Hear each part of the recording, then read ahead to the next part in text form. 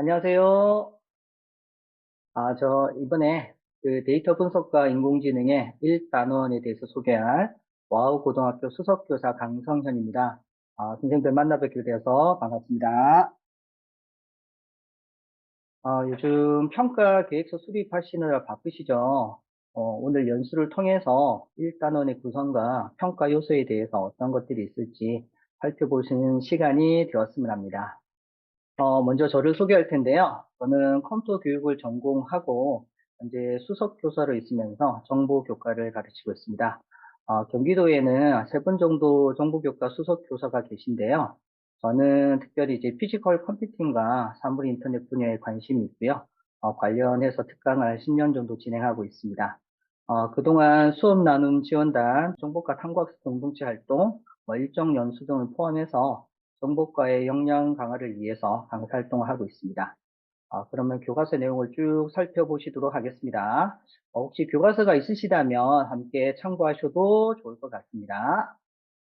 데이터 분석과 인공지능 과목은 중학교 정보교과에서 배우는 컴퓨팅 시스템 영역을 기반으로 해서 확장해 가해서 피지컬 컴퓨팅 시스템의 기본 개념을 다시 정리하고 프로젝트 중심의 활동으로 구성되어 있습니다.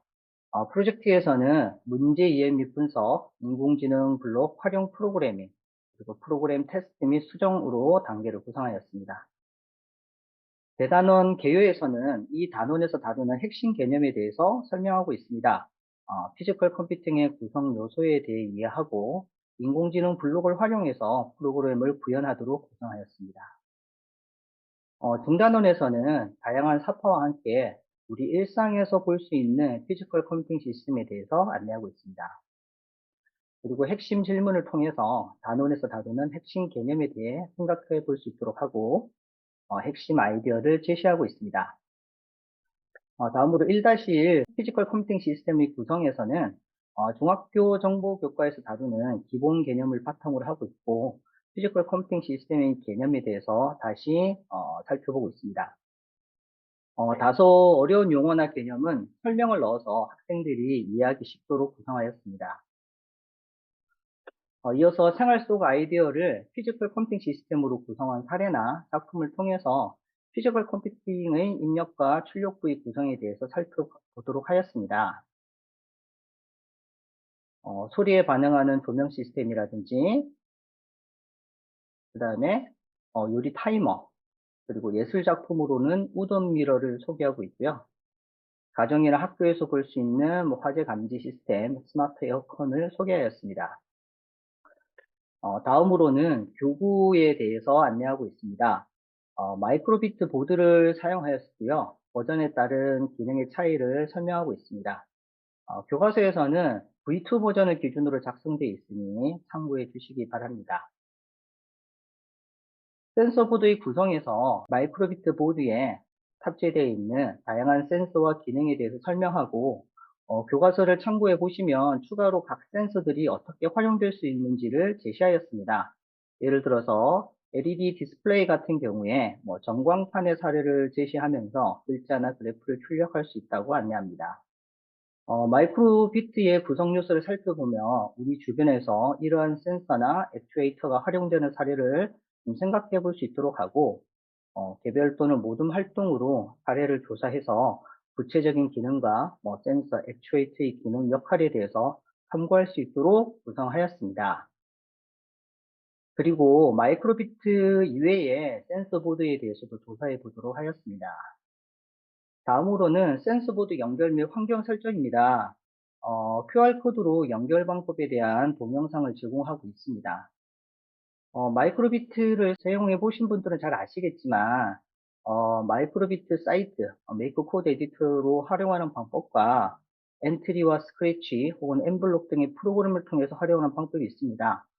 본 교과서에서는 엔트리를 기반으로 해서 인공지능 블록을 함께 활용할 수 있도록 구성하였습니다. 엔트리에서 센서 보드를 연결하는 방법도 몇 가지가 있죠. 하드웨어 연결 프로그램을 다운받아 활용하는 방법과 브라우저로 연결하는 방법 등이 있습니다. 두 가지 방식에서 블록의 모양이 조금 다르긴 하지만 모두 활용이 가능하고요. 여기서는 하드웨어 연결 프로그램을 다운받는 방법을 기준으로 설명을 하고 있습니다. 연결 과정에서 주의사항에 대해서 안내를 하였고요. 어려운 용어들은 날개단에 설명을 추가해서 개념을 이해할 수 있도록 구성하였습니다. 연결이 완료되면 하드웨어 블록이 생성되는 것을 확인할 수 있도록 하였습니다. 중학생 같은 경우에는 하드웨어 연결에서 어려움을 겪는 경우가 종종 있죠. 그래서 앞서와 같이 QR 영상 자료를 통해서 문제사항을 스스로 좀 해결할 수 있도록 구성하였습니다. 환경 설정 이후에는 피지컬 컴퓨팅 시스템을 구현할 수 있는 다양한 센서에 대해서 조사해 보도록 하고, 학생들이 관심 분야에서 피지컬 컴퓨팅 시스템으로 구현해 볼 수 있도록 활동 과제를 제시하였습니다.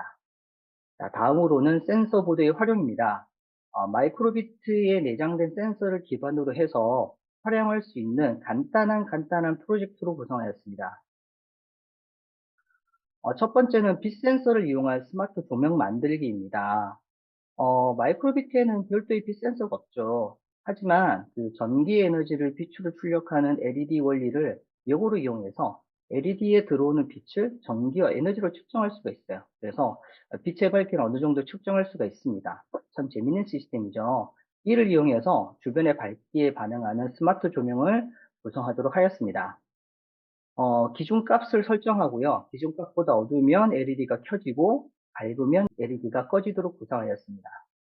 학습의 앞부분에 이제 학습의 기본 내용은 센스의 기능을 확인하는 정도에서 최대한 간략하게 실습해 볼 수 있도록 예제를 선정하였고요. 추가적인 과제를 제시해서 학생들이 실력에 따라서 응용할 수 있도록 편성하였습니다. 여기서는 밝기에 따라서 다단계로 LED를 켜도록 과제를 제시하고 있습니다. 자, 다음으로는 가속도 센서를 이용한 수평계 만들기입니다. 가속도 센서에 대해서 설명을 하고 X축, Y축 가속도 센서 값을 이용해서 수평이 되어 있는지를 표시하는 과제가 되겠습니다. 엔트리를 활용하기 때문에 우리가 센서 보드뿐만 아니라 엔트리 화면에서 모두 확인할 수 있도록 하였습니다. 학생들은 소스 코드를 보고 스스로 학습할 수 있도록 코드 블록에 대한 해설들도 수록되어 있습니다. 그리고 각각마다 추가적인 과제가 제시되어 있습니다. 다음은 마이크 센서의 활용입니다. 마이크 센서는 V2 버전에서 사용할 수 있죠. 이를 활용해서 주변이 조용한지 시끄러운지 확인할 수 있는 소음 측정기를 만들어 보았습니다. 여기서 추가 과제로는 음악 소리에 반응하는 LED 시스템을 제시하였습니다. 마지막 활동은 스피커를 활용한 효과음 재생기 만들기입니다. 터치 센서와 스피커를 활용했으며 이 또한 V2 버전에서 구현할 수가 있습니다. 자, 수업을 해보면 소리가 나는 것에 학생들이 흥미를 많이 보이더라고요. 그래서 저희 경우에는 보면 스스로 연주곡을 만든 학생들도 있었습니다. 소리를 이용하기 때문에 약간 소란스러운 수업이 될 수 있지만 학생들의 활기찬 모습을 볼 수 있는 수업이어서 좋았습니다. 자, 소스 코드가 제시되어 있고요. 그다음에 실습 내용도 제시되어 있습니다. 자, 다음은 프로젝트 단원입니다. 학생들이 흥미있어 할 게임 산업의 변화에 대해서 소개하고, 프로젝트의 내용 자체도 게임을 소재로 구성된 프로젝트를 통해서 실습해 볼 수 있도록 구성하였습니다. 자, 이 단원에서도 역시 마찬가지로 핵심 질문과 핵심 아이디어를 제시하고 있고요. 자, 두 개의 프로젝트로 구성이 되어 있는데요. 첫 번째 프로젝트는 마이크 센서와 인공지능 블록을 이용한 풍선 터뜨리기 게임입니다. 앞에서 이제 센서의 기본 활용을 우리가 공부를 했기 때문에 이를 활용하고 그다음에 엔트리에 있는 인공지능 블록을 이용을 해서 좀 더 재미있는 프로젝트로 구성할 수 있도록 만들었습니다. 마이크 센서를 사용해 보신 분들 아시겠지만 우리가 소리를 내는 거 말고 입으로 바람을 이렇게 불어도 아주 큰 소리로 인식이 되죠. 자, 이를 이용해서 폐활량이 누가 더 좋은지 게임을 통해서 활동해 보는 프로젝트입니다. 프로젝트 단원에서는 흥미 유발을 위해서 재미있는 사퍼로 구성되어 있습니다. 모든 단원에서 프로젝트 파트가 있는데요. 모든 프로젝트 단원에서는 처음 시작을 문제일 및 분석부터 시작을 하고 단원별로 약간의 구성을 달리해서 편성을 하였습니다. 문제 이해를 위한 기본적인 지식들을 제시를 하였고요. 그 다음에 문제 해결 과정, 즉 알고리즘을 제시하고 있습니다. 게임 시작 방법을 보면 게임 시작 방법을 안내하고 A 버튼을 누르면 게임 시작 신호를 보냅니다. 자, 그리고 누가 빨리 부는지를 측정해야 되기 때문에 게임 시작 신호를 받았을 때 표시계를 이용해서 시간을 측정합니다. 그리고 설정한 일정 값 이상의 소리 혹은 바람이 들어오면 그 값을 이용해서 풍선의 크기를 변경하고 풍선 크기가 우리가 설정한 값 이상이 되면 측정 완료를 해서 풍선이 다 불러졌음을 알립니다. 그 측정 완료 후에는 인공지능 블록을 이용해서 우리가 풍선을 이렇게 터트리도록 설정해 보았습니다. 프로젝트 단원에서도 하드웨어 연결 방법에 대해서 안내를 제시하고 있고요. 자세한 방법은 교과서 페이지를 제시해서 학생들이 참고할 수 있도록 하였습니다. 먼저 필요한 화면 구성과 사용하는 오브젝트 그리고 변수, 신호에 대해서 제시하였습니다. 게임 전체적인 구성 화면이고요. 다음으로 사용하는 오브젝트와 변수 이름, 그리고 변수의 기능, 그리고 신호와 신호의 기능에 대해서 설명을 하고 있습니다. 자, 그래서 학생들이 수업에서 선생님의 설명을 듣지 않고도 스스로도 학습할 수 있도록 단계별로 좀 상세하게 안내를 하고 있습니다. 변수와 신호 생성 방법, 처음 나온 기능들은 이렇게 상세하게 설명을 추가로 하였습니다.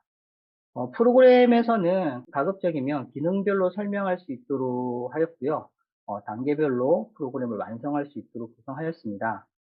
코드를 살펴보시면 A 버튼이 눌러졌을 때 게임 시작 신호를 보낸다라고 되어 있고 옆에 각각의 코드가 어떤 기능을 하는지 해설을 달아서 학생들이 이해할 수 있도록 구성하였습니다. 게임 시작 신호를 받으면 표시계를 시작을 하고요. 마이크 센서 값을 이용해서 마이크 소리 크기 값이라고 되어 있는데 마이크 센서 값을 이용해서 일정 크기 이상의 값이 입력이 되면 이렇게 계산하는 식이 좀 나오고요.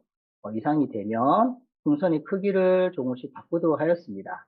그리고 풍선의 크기가 설정된 250이라는 크기보다 더 커지게 되면 논란 모양으로 바꾸고 측정 완료라는 신호를 보내서 그 다음으로 인공지능 블록에서 손을 이렇게 사용을 해서 풍선을 터뜨리도록 코드를 만들었습니다. 인공지능 블록을 이 프로젝트에서 처음 사용하기 때문에 활용 방법에 대한 안내를 간단하게 수록하였습니다. 자, 인공지능 블록에서 손목의 위치를 우리가 카메라로 인식을 하는데요.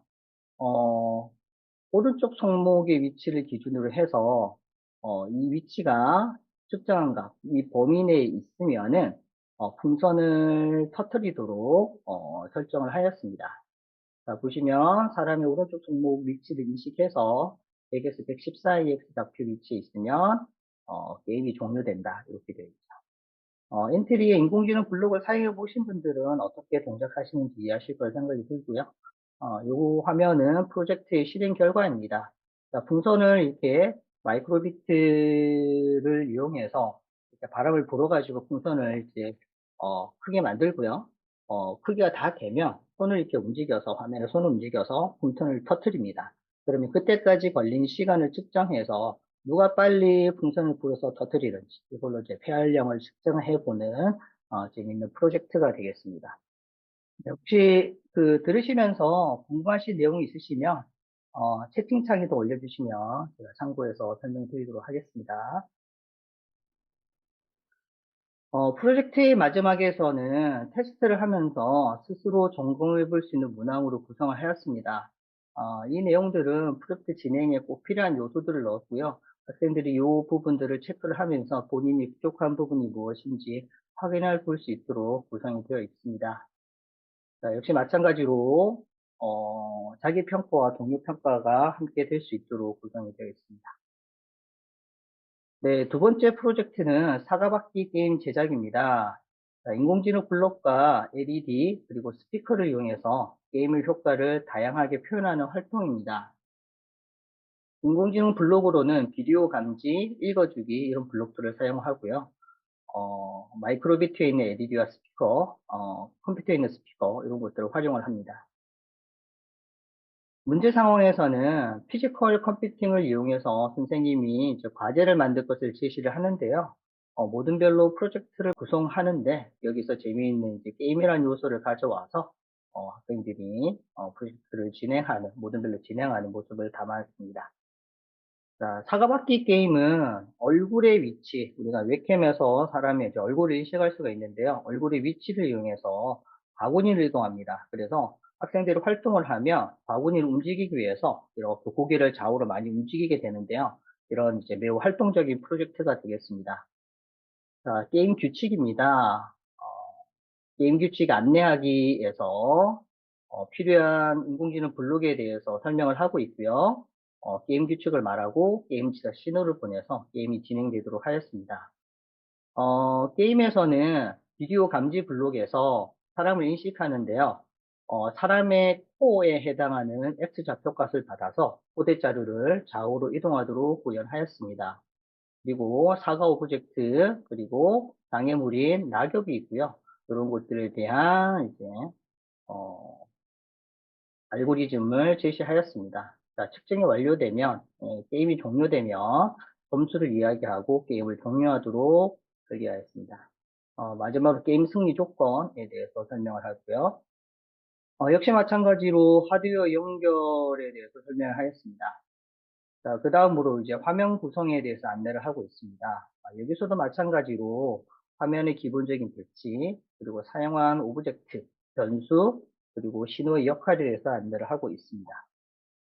사용하는 오브젝트로는 포대자루, 사과, 낙엽, 공원, 배경이고요.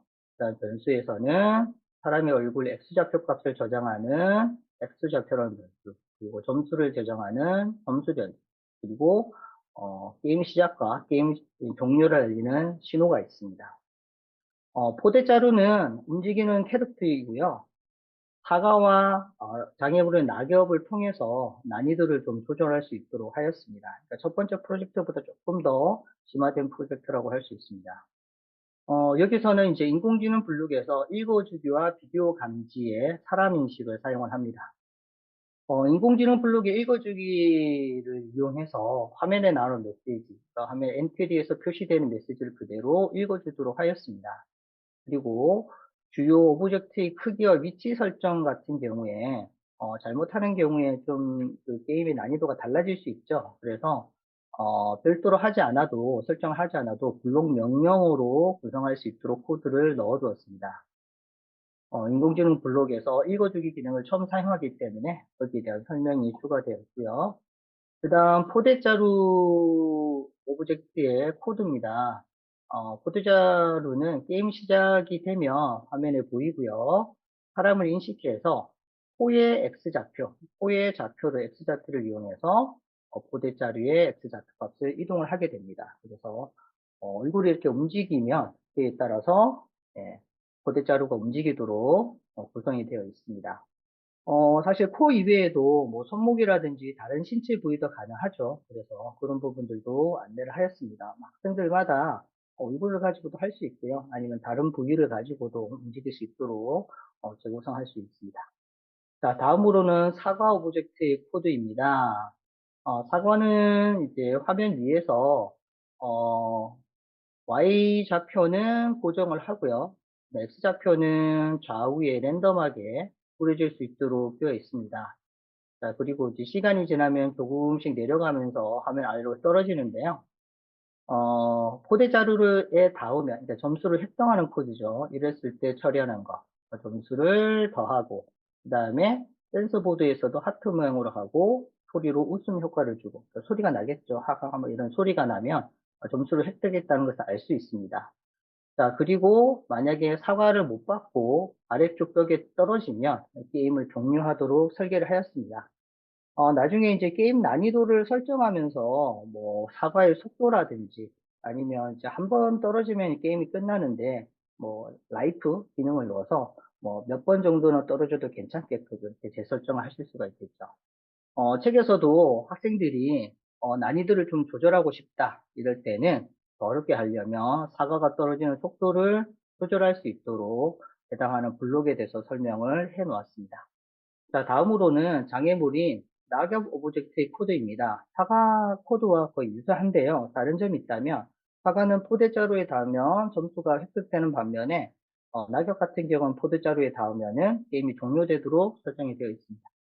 자, 낙엽 오브젝트 같은 경우에도 난이도를 조절할 수 있겠죠. 그래서 여기서 더 빨리 떨어지거나 뭐 점수를 어느 정도 획득하면 낙엽이 더 빨리 떨어지거나 이렇게 구성할 수 있도록 안내를 하고 있습니다.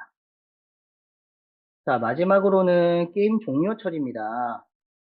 점수를 계산하고, 자, 게임 오버가 되면, 일단 이제 소리로 게임이 끝났다라는 것을 알려주고요. 그 다음에 점수를 계산한 다음에 이거를 알려주고, 게임이 종료가 됩니다. 자, 아래쪽에 보시는 거는 실제 실행 화면입니다. 그래서 지금 보면은 포대자루가 얼굴 중앙에가 있죠. 코 위치를 중심으로 이렇게 했기 때문에 얼굴을 가린 위치에 포대자루가 있는 걸 볼 수가 있습니다. 그리고 지금 사과가 바닥에 닿았죠. 그래서 게임이 종료된 모습이 있습니다. 추가 활동으로는 포대자루가 지금은 이제 X좌표를 이용하기 때문에 좌우로만 움직이는데 뭐 게임에 따라서는 위아래도 움직일 수 있겠죠. 그래서 이런 그 기능을 제안을 해 보았습니다. 자, 이렇게 해서 인공지능과 피지컬 컴퓨팅 1단원이 마무리가 됩니다. 어, 혹시 질문 사항이 있으실까요? 제가 좀 빠르게 진행을 해서 교과서 내용도 쭉 살펴봤는데, 전반적으로 이제 1단원 같은 경우에는, 중학교 정보의 컴퓨팅 시스템을 기반으로 해서 거기에 나오는 기능들에 대해서 조금 더, 설명을 하고요. 프로젝트 중심으로 활동할 수 있도록 좀 편성을 하였습니다. 앞부분 실습에서도 보시면은 각각의 센서 보드를 활용하는 방법에 대해서 안내를 하고 있는데요. 이 외에도 추가적인 활동도 충분히 할 수 있는 단원이라 생각이 듭니다. 네. 질문 혹시 있으시면 채팅창에 남겨주시고요. 제가 시간이 조금 일찍 끝났는데요. 중간에 안내를 좀 해주신다고 해서 제가 어제 강의하셨죠. 그 최종원 선생님께 네, 잠시 진행을 넘기도록 하겠습니다. 이어서 진행을 하도록 하겠습니다. 오늘 드디어 인공지능 파트이긴 한데요. 제가 진행을 할 건 아니고 앞서서 간단히 우리 책에서 인공지능 부분은 어떻게 구성이 되어 있는지 이걸 좀 가볍게 설명을 드리고 인공지능이 뭔지를 좀 말씀을 드리면 선생님들께서 이 교과서의 구성이라든가 어떤 인공지능에 대한 이해를 돕기에 좀 도움이 많이 될 것 같아서 제가 5분 정도만 간단하게 설명을 드리고 나서 이어서 진행을 하도록 하겠습니다. 네. 그래서 그다음에 이제 장한별 선생님께서 진행을 해 주실 텐데요. 네, 화면 공유하고 좀 말씀을 드릴게요. 이미 아시는 분들은 충분히 다 아시겠지만 인공지능이라는 거는 규칙 기반 인공지능과 학습 기반 인공지능으로 구성이 되어 있잖아요.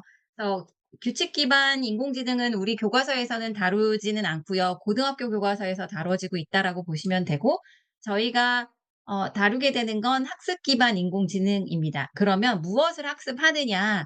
어제 말씀드렸던 이 데이터를 학습을 하게 되는 건데요. 이 데이터를 학습을 시켜서 모르는 걸 알아내는 거다라고 좀 생각을 하시면 될 텐데, 인공지능이 하는 역할이 이제 데이터를 학습시켜서 결과를 예측한다. 그러면 이 데이터는 어떤 데이터냐라는 것을 봤을 때 우리가 이미 알고 있는 데이터다라는 거고 알고 있는 걸 학습시켜서 결과, 즉 사람이 모르기 때문에 알아내고 싶은 것을 예측하게 함으로써 이제 합리적인 의사결정을 도와준다라는 것들이 이제 인공지능이 하는 역할이다 라고 보시면 될 것 같아요. 그래서 여기 지금 표에서 보시듯이 이 데이터들은 서울대공원의 날씨와 요일에 따른 입장객 수 데이터예요. 그래서 요거는 예를 들어서 과거에 지금 2018년도 1월 1 일부터 쭉 데이터가 나와 있는데 우리가 이미 과거에 알고 있는 특정 날짜의 기온이나 풍속, 상대 습도, 일조 시간이나 지면 온도랑 입장객 수나 요일 이런 정보를 알았을 때 이런 날씨에는 입장객 수가 이만큼이 되더라. 또 다른 날에는 입장객 수가 이만큼이 되더라라는 것들을 인공지능이 이제 한 행씩 이렇게 학습을 해 가면서 이 행들의 날씨 조건들에 따른 입장객 수를 예측하는 식을 스스로 계속 개선을 해 나가요. 그리고 학습이 완료되면 최종적으로 만든 이런 식인 거죠. 인공지능 모델이 수식으로 형태로 나올 텐데 이 식을 가지고 만약에 제가 내일 서울대공원을 간다고 하면 내일 날씨는 이미 예측이 돼 있잖아요. 그래서 "내일 날씨가 이런 조건이라고 하더라." 그러면 '내일은 입장객 수가 얼마나 될까?'라고 예측을 하게 만드는 것이라고 보시면 될 것 같아요. 그래서 데이터를 학습시켜서 결과를 예측해서 합리적인 의사결정을 도와주는 게 인공지능의 역할이다 정도로 아시면 될 것 같고, 그래서 인공지능에서 데이터라는 게 이제 사람에 치면 경험인 거죠. 사람은 다양한 경험을 통해서 학습을 하는 것처럼 인공지능이 제 기능을 할 수 있게 하는 재료가 바로 데이터다라는 거고, 인공지능 모델이 아기의 뇌구조라고 하면 이 뇌구조가 어떤 제대로 된 기능을 하게 만드는 재료가 된다. 이게 바로 데이터다라고 생각하시면 될 것 같습니다. 네, 그래서 실은 저희 이 부분에서 다루는 게 머신러닝 중에서 지도학습과 비지도학습 부분인데요. 아시는 분은 다 아시겠지만 짧게 말씀을 드리면 실제로 이제 머신러닝에서 지도학습, 비지도학습, 강화학습으로 구분이 되는데 교과서 고등학교 교과서도 거의 지도학습, 비지도학습에 집중이 되어 있어요. 그리고 이제 지도학습은 데이터 문제와 정답이 쌍으로 주어지는 형태가 지도학습이고, 비지도학습은 즉 데이터로 문제만 주어지는 형태라고 보시면 되는데, 이게 뭐냐면 지도학습은 앞에서 이 서울대공원 날씨 데이터를 보셨을 때 날씨 조건이라는 문제가 주어졌을 때 이날의 입장객 수, 즉 정답이 몇 명인가를 이미 준 거죠. 그래서 문제와 정답이 쌍으로 지워져서 이걸 학습시키면 지도학습. 그리고 문제만 있고 정답이 없어요. 뭐 예를 들어서 뭐 백화점에 고객 정보가 있어요. 근데 이 고객들은 이제 뭐 한 5개의 그룹으로 나눠서 관리를 하려고 한다. 그러면 이제 사람이 그룹을 나눠 줄 수가 없잖아요. 그럴 때 이제 고객 데이터만 있을 때 인공지능한테 "알아서 그룹을 나눠 봐라."라고 하는 것. 즉 정답 가지고 지도하는 게 아니라 약간 자기주도 학습 개념 정도라고 보시면 될 것 같은데, 데이터를 주고 "이 데이터의 특징을 네가 찾아서 알아서 특징을 구분해서 그룹을 나눠 봐." 이런 정도라고 보시면 될 것 같습니다. 그래서 많은 학생들이 이 지도학습 방법과 비지도학습을 좀 착각하는 경우들이 굉장히 많다라는 것, 그래도 좀 알고 가시면 지도하실 때 도움이 되실 거고, 그리고 지도학습 중에는 분류 방식과 예측, 즉 회귀 방식이 있어요. 그러면 이 분류와 예측은 뭐냐라는 건데, 분류 같은 경우는 인공지능이 예측해야 되는 결과값이 범주인 거죠. 예를 들어서 펭귄의 날개나 부리 길이나 부리 너비와 같은 데이터들을 학습을 한 다음에 이 펭귄이 어떤 종자냐라는 것을 알아내는 것은 이제 종을 예측하는 거니까 뭐 친스트랩인지 아니면 젠투인지 이런 범주를 알아내는 거잖아요. 그래서 이런 건 분류하는 부분으로 구분이 되고요. 예측하는 건 예측해야 되는 값이 수치인 경우라고 보시면 될 것 같습니다. 예를 들어서 앞에서 제가 말씀드렸듯이 서울대공원의 날씨 조건에 따른 입장객 수를 예측해야 될 때 인공지능이 예측해야 되는 값이 입장객 수라는 수치잖아요. 그래서 이런 수치를 예측할 때 쓰는 방식이 이제 회귀, 즉 예측이다라고 보시면 될 것 같습니다. 그리고 클러스터링, 즉 군집이라고 표현을 하는데, 이 군집은 이제 정답이 없다라고 말씀을 드렸어요. 그래서 백화점 고객을 그룹화하거나 추천 시스템을 통해서 이제 고객들을 그룹을 묶어서 그 그룹 안에 같은 콘텐츠를 추천해 주는 형태라고 보시면 될 것 같은데, 그렇다면 분류와 예측에서는 뭐가 문제고 뭐가 정답이냐라는 건데요. 예. 아마 느끼시는 분들은 다 느끼셨겠지만 분류에서 문제라는 것은 펭귄의 날개 길이, 부리 너비, 부리 길이 이런 게 문제로 주어지고, 여기에 따른 정답은 펭귄의 종이 될 거고요.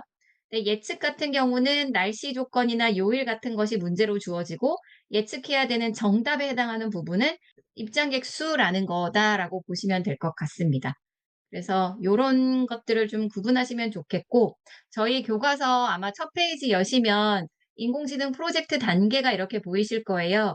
요 윗부분에는 데이터 분석 단계, 피지컬 컴퓨팅으로 문제 해결하는 단계들이 쭉 나와 있다라고 보시면 될 것 같고, 인공지능으로 문제를 해결하는 단계는 주어진 문제가 무엇인지 이해하고 분석해서 필요한 데이터 수집하고 분석하고 인공지능 모델 생성해서 프로그래밍으로 인공지능 모델을 활용하는 것, 요런 과정으로 쭉 연결이 되어 있다라고 보시면 될 것 같고요. 제일 마지막 프로젝트 단원은 문제 이해 및 분석이 아니라 문제 정의입니다. 이 프로젝트 단원은 아이들이 실제로 자기 주변에 문제가 뭔지 탐색해서 정의를 하는 것부터 시작이 되기 때문에 이제 첫 번째 단계가 좀 다르게 구성이 되어 있고 나머지 단계는 다 동일하다라고 보시면 될 것 같고요.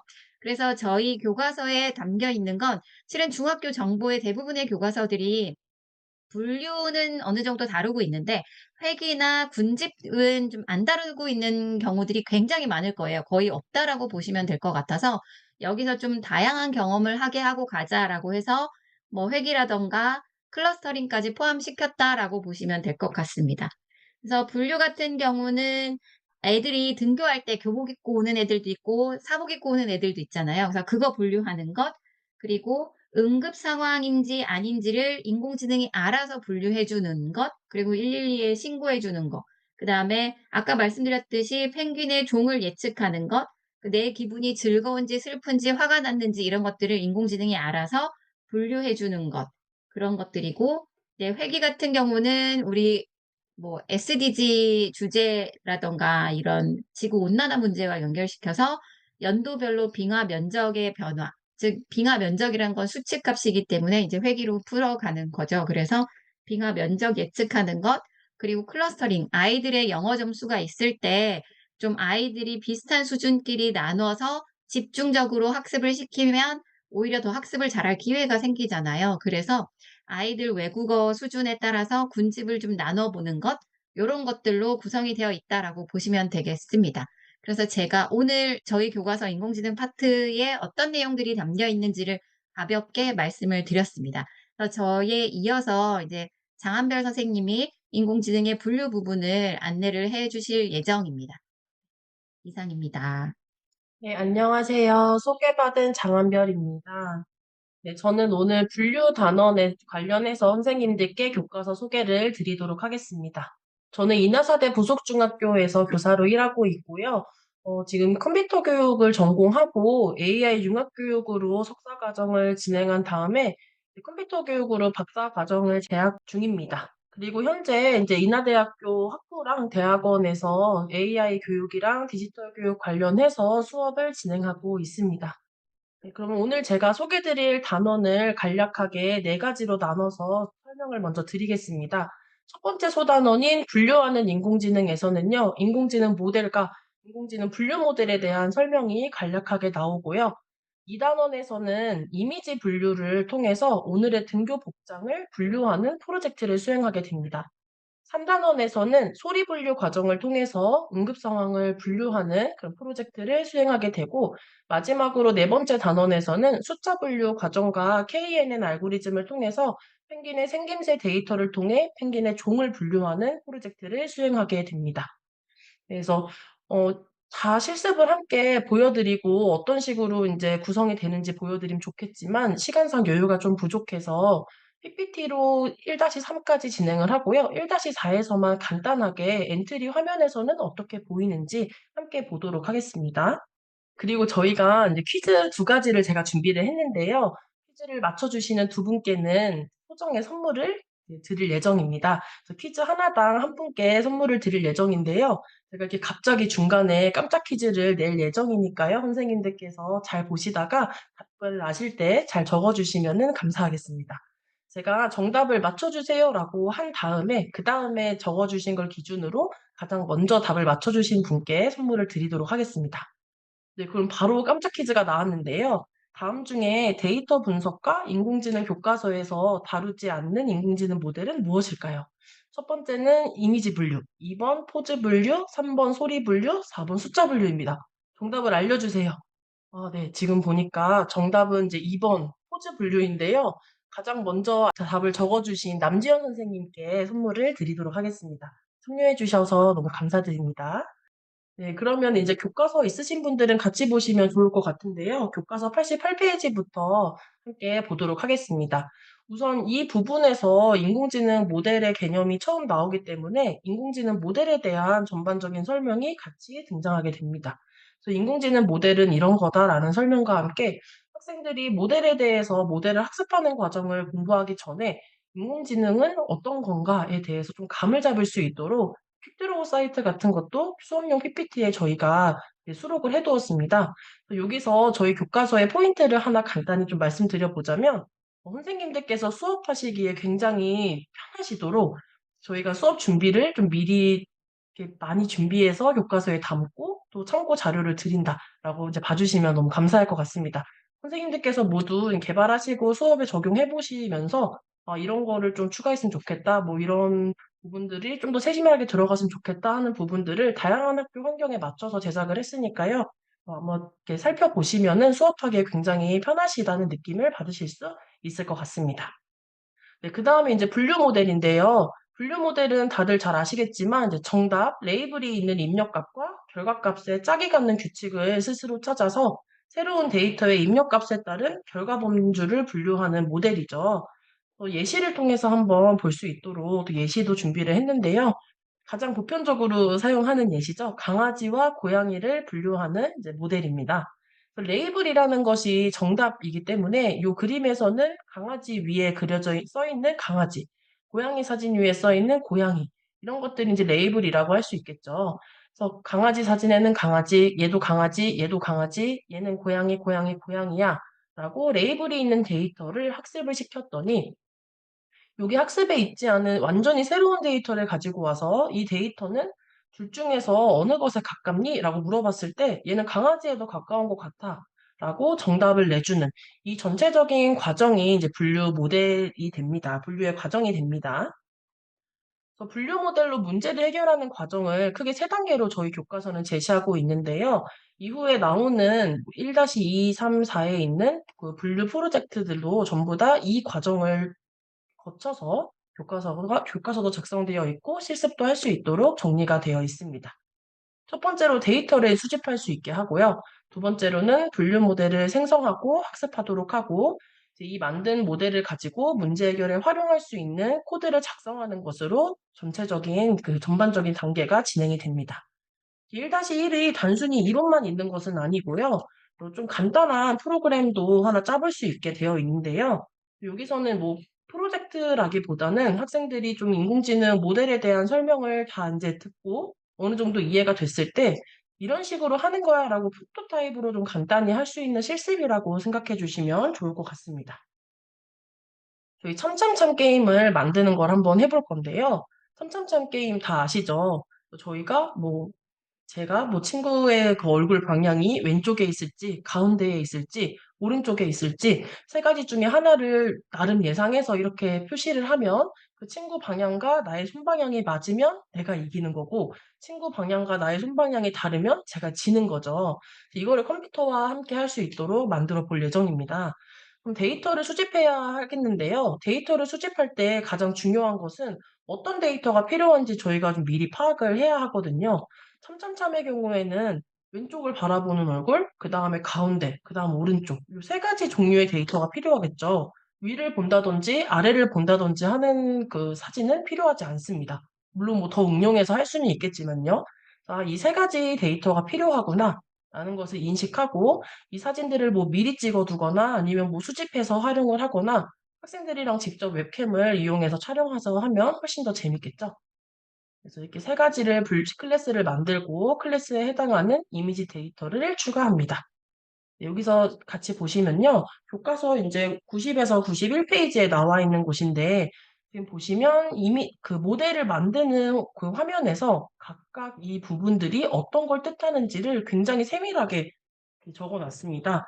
그래서 앞으로 나오는 그 2단 1-2단원, 1-3단원, 1-4단원에 이 화면이 계속 나올 거기 때문에 여기서 좀 천천히 한번 설명을 차근차근 좀 하고 가는 부분인데요. 가장 위에 있는 부분은 이제 모델명이다. 여기는 클래스의 이름이다. 뭐 클래스당 이미지 데이터는 5개 이상 있어야 한다. 클래스 추가하기 버튼을 통해서 또 추가할 수도 있다. 여기서는 모델을 학습하는 버튼이다. 선생님들이 이미 뭐 잘 아시는 대로 이렇게 잘 설명이 되어 있습니다. 그래서 학생들이 선생님 설명에 따라 차근차근 바로바로 따라와 주면 참 좋지만 학생들 뭐 좀 개인적인 사정이나 뭐 이런 것 때문에 조금씩 늦춰지거나 아니면 조금 더 미리 하고 싶어 하는 친구들이 있잖아요. 그런 친구들이 누구나 좀 쉽게 따라할 수 있도록 세밀하게 보조 설명을 달아둔 점이 또 저희 교과서의 포인트라고 할 수 있습니다. 그래서 이런 식으로 1, 2, 3이라고 지금은 설정을 클래스 이름을 했고요. 1은 왼쪽을 보는 사진, 2는 가운데를 보는 사진, 3은 오른쪽을 보는 사진. 이렇게 지금 설정을 해두었습니다. 그렇게 해서 만든 이미지 그 모델을 학습을 시켜서 가지고 온 다음에 여기 코드를 짰는데요. 뭐 비디오 화면 보이게 한 다음에 천천천 게임을 시작하겠다. 뭐 이런 걸 이렇게 음성으로 표현을 해주고 분류를 해서 컴퓨터는 1에서 3까지 그냥 랜덤으로 컴퓨터라는 그 변수에 저장을 하게 하고 분류 결과와 컴퓨터 값이 같으면 컴퓨터가 이겼다. 그렇지 않으면 사람이 이겼다. 이런 식으로 음성이 나오도록 코드를 구성했습니다. 여기에다가 저희가 앞서 강성현 선생님과 배웠던 피지컬을 추가해서 보면은 뭐 LED에서 컴퓨터가 뭐 이렇게 정한 1이면 왼쪽, 2면 가운데, 뭐 3이면은 오른쪽이었잖아요. 그거를 LED의 화살표로 이렇게 표시할 수 있게 추가해주면 더 풍성한 수업을 구성할 수 있을 것 같습니다. 네, 그러면 1-2단원인 오늘의 등교 복장은에 대해서 설명을 드리겠습니다. 여기서는 이미지 분류를 저희가 진행하게 되는데요. 지금 앞에 그 소단원마다 그림으로 만화가 그려져 있어요. 지금 보면은, 뭐 친구가 누구야 같이 가 이렇게 하니까, 너 사복 입었네? 이거 어제 새로 산 옷이야. 선생님도 안 계시는데 괜찮지 않아? 교문에 누가 있어? 선생님인가? 하고 보니까 인공지능이 사복, 체육복, 생활복을 입고 오지 마세요라고 이렇게 안내를 해주고 있죠. 이 친구가 굉장히 당황해하는 표정으로 마무리가 되어 있습니다. 학생들이랑 수업을 진행하기 전에 이런 식으로 문제에 관해서 확실하게 이해하고 어떤 단계로 내가 실습을 진행하고 수업을 들어야 하는지를 미리 제시해주는 페이지인데요. 여기서 문제를 정의하고 이제 분석하게 됩니다. 학생의 복장을 분류하는 인공지능 모델을 만들어서 학생들이 등교할 때 알아서 복장 교육을 해주는 프로그램을 작성하겠다라는 이 문제를 정의하게 됩니다. 그래서 문제 정의에서는 초기 상태와 목표 상태를 나누어서 또 정리를 해두었어요. 그래서 이거부터 차근차근 단계를 밟는 프로젝트 활동을 구성했다는 점도 저희 교과서의 포인트라고 할 수 있겠습니다. 그래서 어떤 데이터를 내가 수집을 해야 하는지, 또 어떤 모델을 내가 만들어야 하는지, 어떤 식으로 프로그래밍을 짤 건지, 이거를 전반적으로 보여주는 페이지라고 볼 수 있겠는데요. 지금 보시면 데이터는 교복, 입은 사진, 생활복, 입은 사진, 체육복, 사복, 입은 사진, 이 이미지 데이터를 수집, 직접 촬영하거나 뭐 제공되어 있는 사진을 업로드하거나 해서 수집을 하게 되고요. 이걸 가지고 인공지능 모델을 학습을 하게 됩니다. 그다음에 첫 번째 단계로는 올바른 복장을 선택합니다. 왜냐면 체육대회에 있거나 이런 날은 또 체육복 입고 와도 되잖아요. 또 뭐 생활복을 입어도 되는 날이 있고 뭐 사복데이 이런 게 있으면 사복을 입어도 되는 날도 있잖아요. 내가 이 슬라이드 버튼을 통해서 각각 매일매일 선택할 수 있도록 올바른 복장을 선택하는 것을 먼저 하고요. 그다음에 카메라 이용해서 사람이 인식되는지 확인을 하고 학생 복장을 확인해서 등교 가능한 복장이 아니면 입고 오지 말라고 안내를 한 다음에요.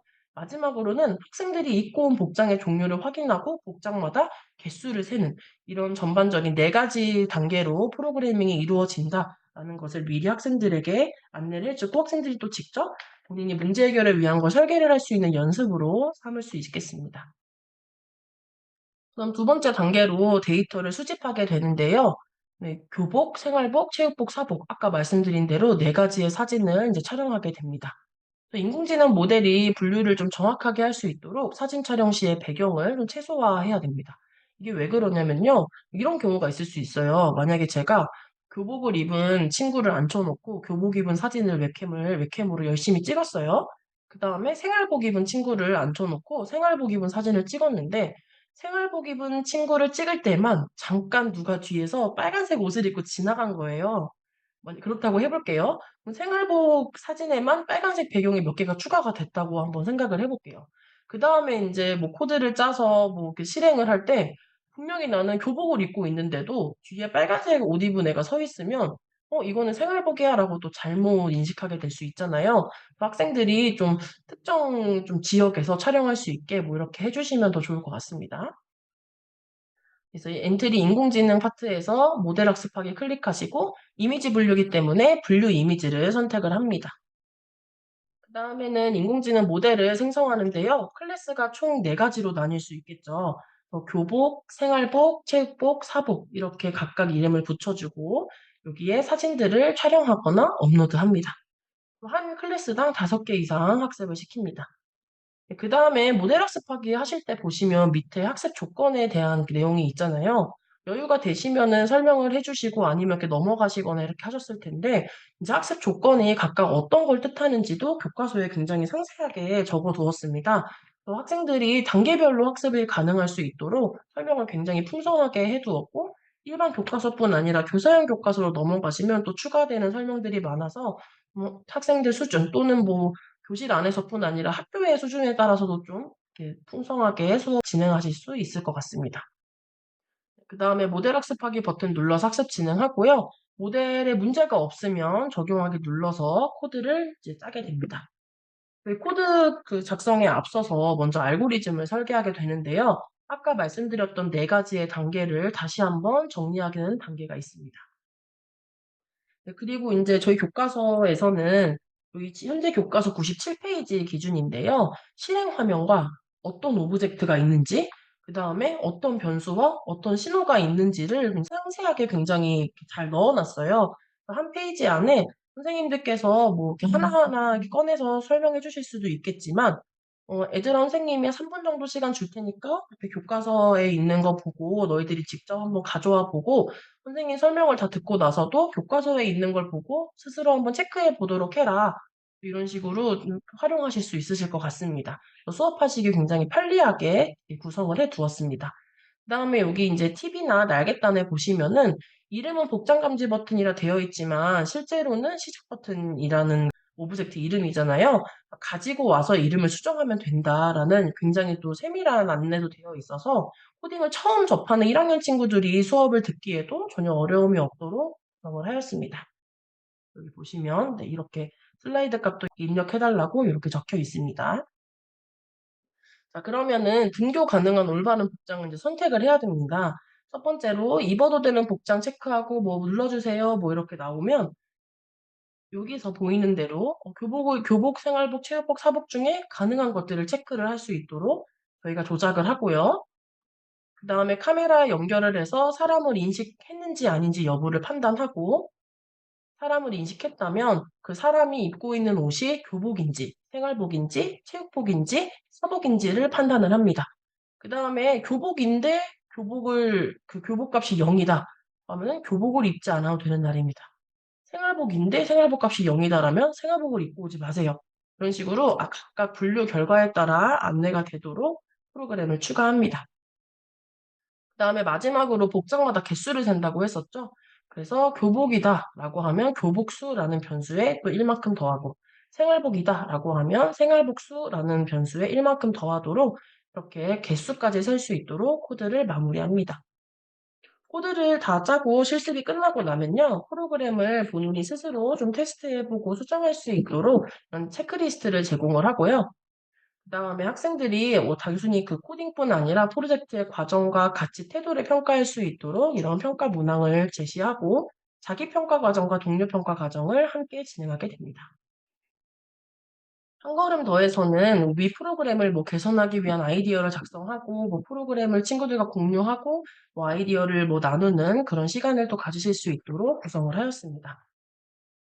네, 다음은 1-3 단원인 응급 상황이야 출동이거든요. 소리 분류하는 과정입니다. 그 내용을 읽어보니까요. 뭐 갑자기 깍 하는 그런 소리가 들리는 거죠, 골목길에서. 친구들끼리 깜짝이야. 이거 무슨 일이야? 그래서 무슨 상황일까? 핸드폰이 없어. 나 뭐 배터리가 나갔어. 지나가는 사람도 없고 어쩌면 좋지?" 이럴 때 응급 상황인지 알아서 판단하고 자동으로 신고해 주는 시스템은 없을까?"라고 어떤 친구가 이야기하게 됩니다. 그래서 저희도 응급 상황 소리를 감지하는 인공지능 모델을 만들어서 응급 상황을 감지하면 자동으로 경찰이 출동하는 프로그램을 작성하자라고 문제를 정의해야 합니다. 어떤 데이터가 필요하냐, 비명소리, 호루라기 소리, 생활소음, 데이터 수집하고 분석해야 한다. 응급상황 소리를 분류하는 인공지능 모델을 만들어야 한다. 프로그램은 어떻게 짤 거냐? 첫 번째는 시스템이 작동 중임을 알리는 그 코드도 있어야 하고, 지속적으로 소리를 감지해서 응급상황 여부를 분류도 해줘야 되고, 응급상황 여부에 따라 대처도 하고, 얘를 감지하면 경찰이 출동하게 이렇게 4단계로 코드를 써야 된다라는 것도 안내를 해주고 있습니다. 아까 이미지와 같이 직접 촬영할 수도 있는 것처럼 그 소리도 직접 녹음할 수 있어요. 근데 이제 학생들이 동시에 소리를 이렇게 녹음하게 되면 특히 이제 비명 소리 같은 경우는 한 반에 20명 정도 있는데 20명 애들이 각각 다 자신들의 비명 소리를 막 5개 이상 녹음하게 되면 교실 분위기가 굉장히 어수선해질 것 같습니다. 그리고 또 동시에 소리 데이터를 생성하면 소리가 또 겹쳐서 올바른 데이터 수집이 좀 어려울 수도 있고요. 좀 한 학급당 학생 수가 적은 학교에서는 적당히 공간을 구분해서 누구누구는 복도에 나가서 수집해 와라 이런 식으로 할 수 있겠지만 만약에 저희 학교처럼 한 반에 30명 이상인 학급인 경우에는 저희가 또 제대로 잘 녹음을 한 깨끗한 녹음 파일을 또 제공을 해드리거든요. 이런 파일들을 업로드 하셔가지고 하시면 좋을 것 같습니다. 여기서 또 저희 교과서의 포인트는 이런 다양한 학교 상황을 좀 고려하는 세밀한 지도 팁이 들어간다는 것도 저희 장점 중에 하나입니다. 네, 그다음에 이제 인공지능 모델 학습하기 위해서 이미지가 아닌 이번에는 소리를 클릭할 수 있도록 지도해 주시고요. 응급상황 분류로 이렇게 4가지 클래스로 나눠서 비명소리, 호루라기 소리, 시끄러운 그냥 일반적인 환경, 그다음 조용한 환경 이렇게 4가지로 나눠서 모델을 학습할 수 있도록 안내를 해주시면 됩니다. 그다음에 모델 학습하기 버튼 눌러 학습을 진행하고 아까와 똑같이 결과를 확인한 다음에 모델에 문제가 없다면 적용하기 버튼을 눌러서 최종 모델을 생성하시면 됩니다. 그래서 응급상황 시스템이 감지 중임을 알리고 분류하고 대처하고 출동한다 이렇게 4가지 나눴었죠. 이 알고리즘을 다시 한번 설계하고 확인한 다음에 코드로 넘어갑니다. 앞서 설명드린 거랑 마찬가지로 실행 화면들, 그리고 장면이 2개라면 2개를 제공을 해드리고요. 어떤 오브젝트가 필요한지까지 앞서 정리를 해주었기 때문에 학생들이 보고 직접 본인들이 가져올 수 있도록 합니다. 그다음에 이제 글상자가 여기 들어가는데요. 엔트리 안에 기능들이 굉장히 많잖아요. 이 다양한 기능들을 활용할 수 있도록 프로그램을 이제 개발을 했습니다.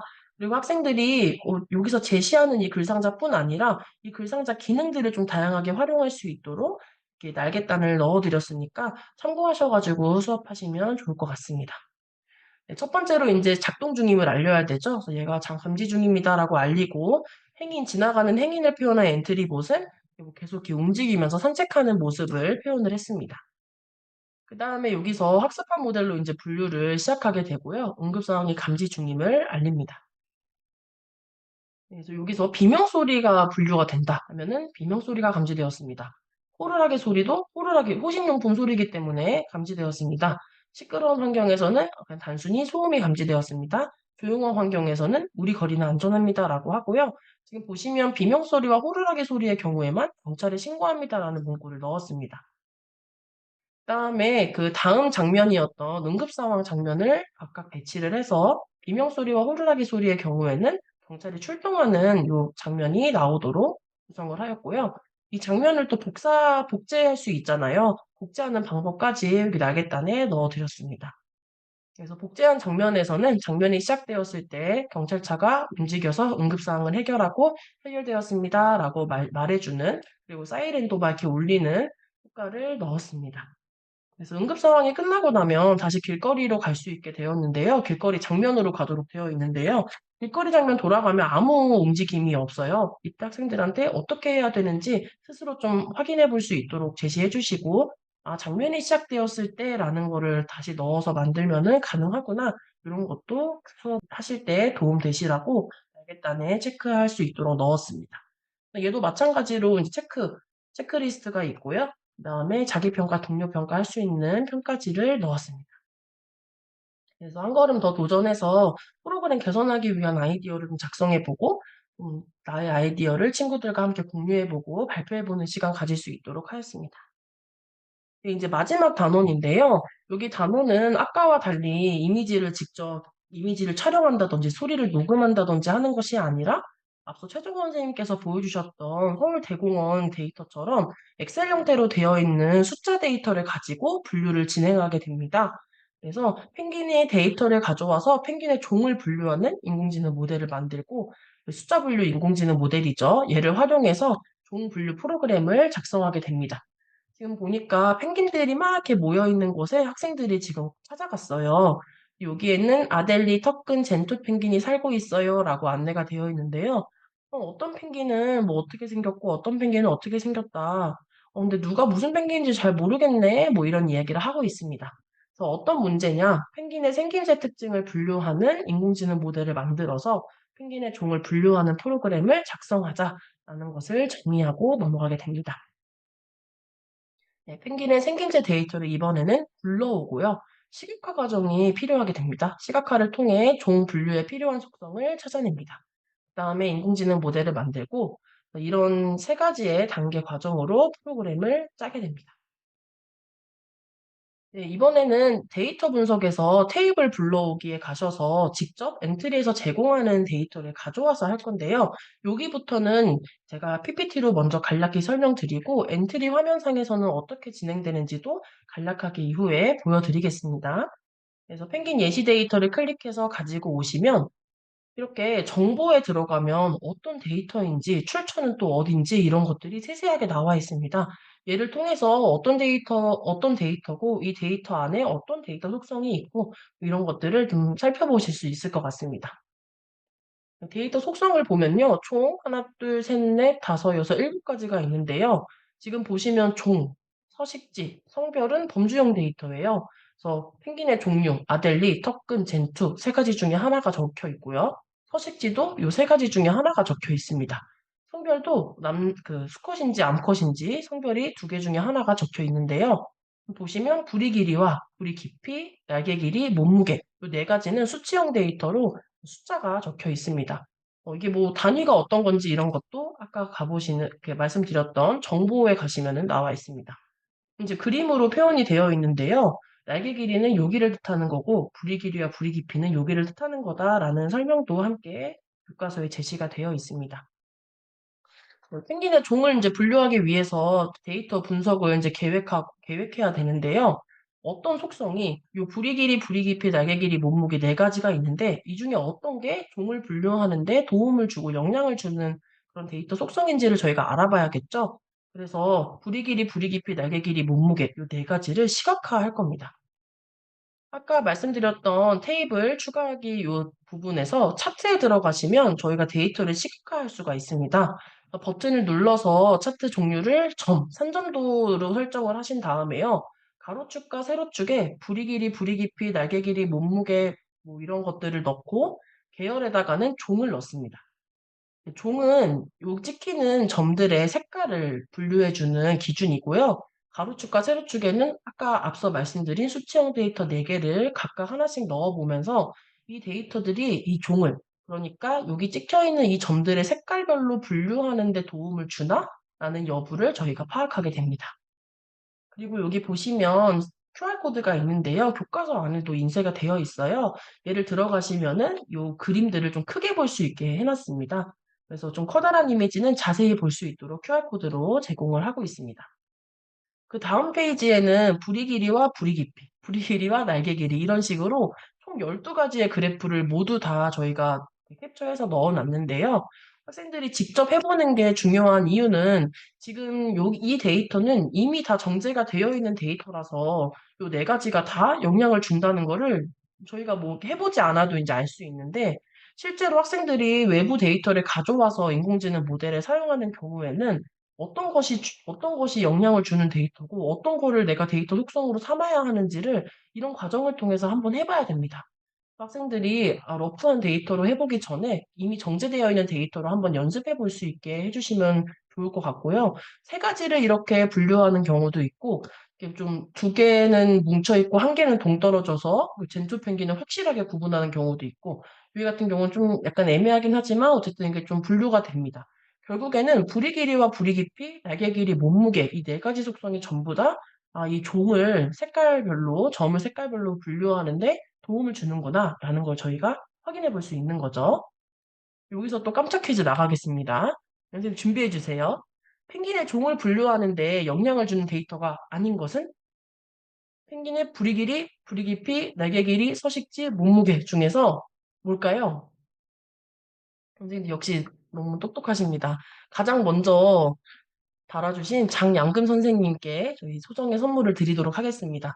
펭귄의 서식지는 수치형 데이터도 아니었고 서식지 3개 중에 하나를 적어놓은 범주형 데이터였죠. 4번이 아니라 부리 길이, 부리 깊이, 날개 길이, 몸무게 4가지였습니다. 감사합니다. 그래서 이렇게 데이터를 수집하고 분석한 결과를 정리하고요.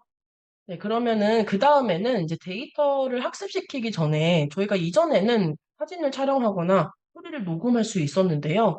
주어진 데이터 엑셀 안에서 학습에 사용할 데이터를 또 분류해야 되겠죠. 학습에 사용한 데이터로 테스트를 할 수는 없으니까요. 그래서 일반적으로 7대3이나 8대2 정도로 설정을 하잖아요. 여기서는 그렇게 이렇게 많이 할 수는 없어서 6개만 딱 남기고 모두 학습에 사용하도록 합니다.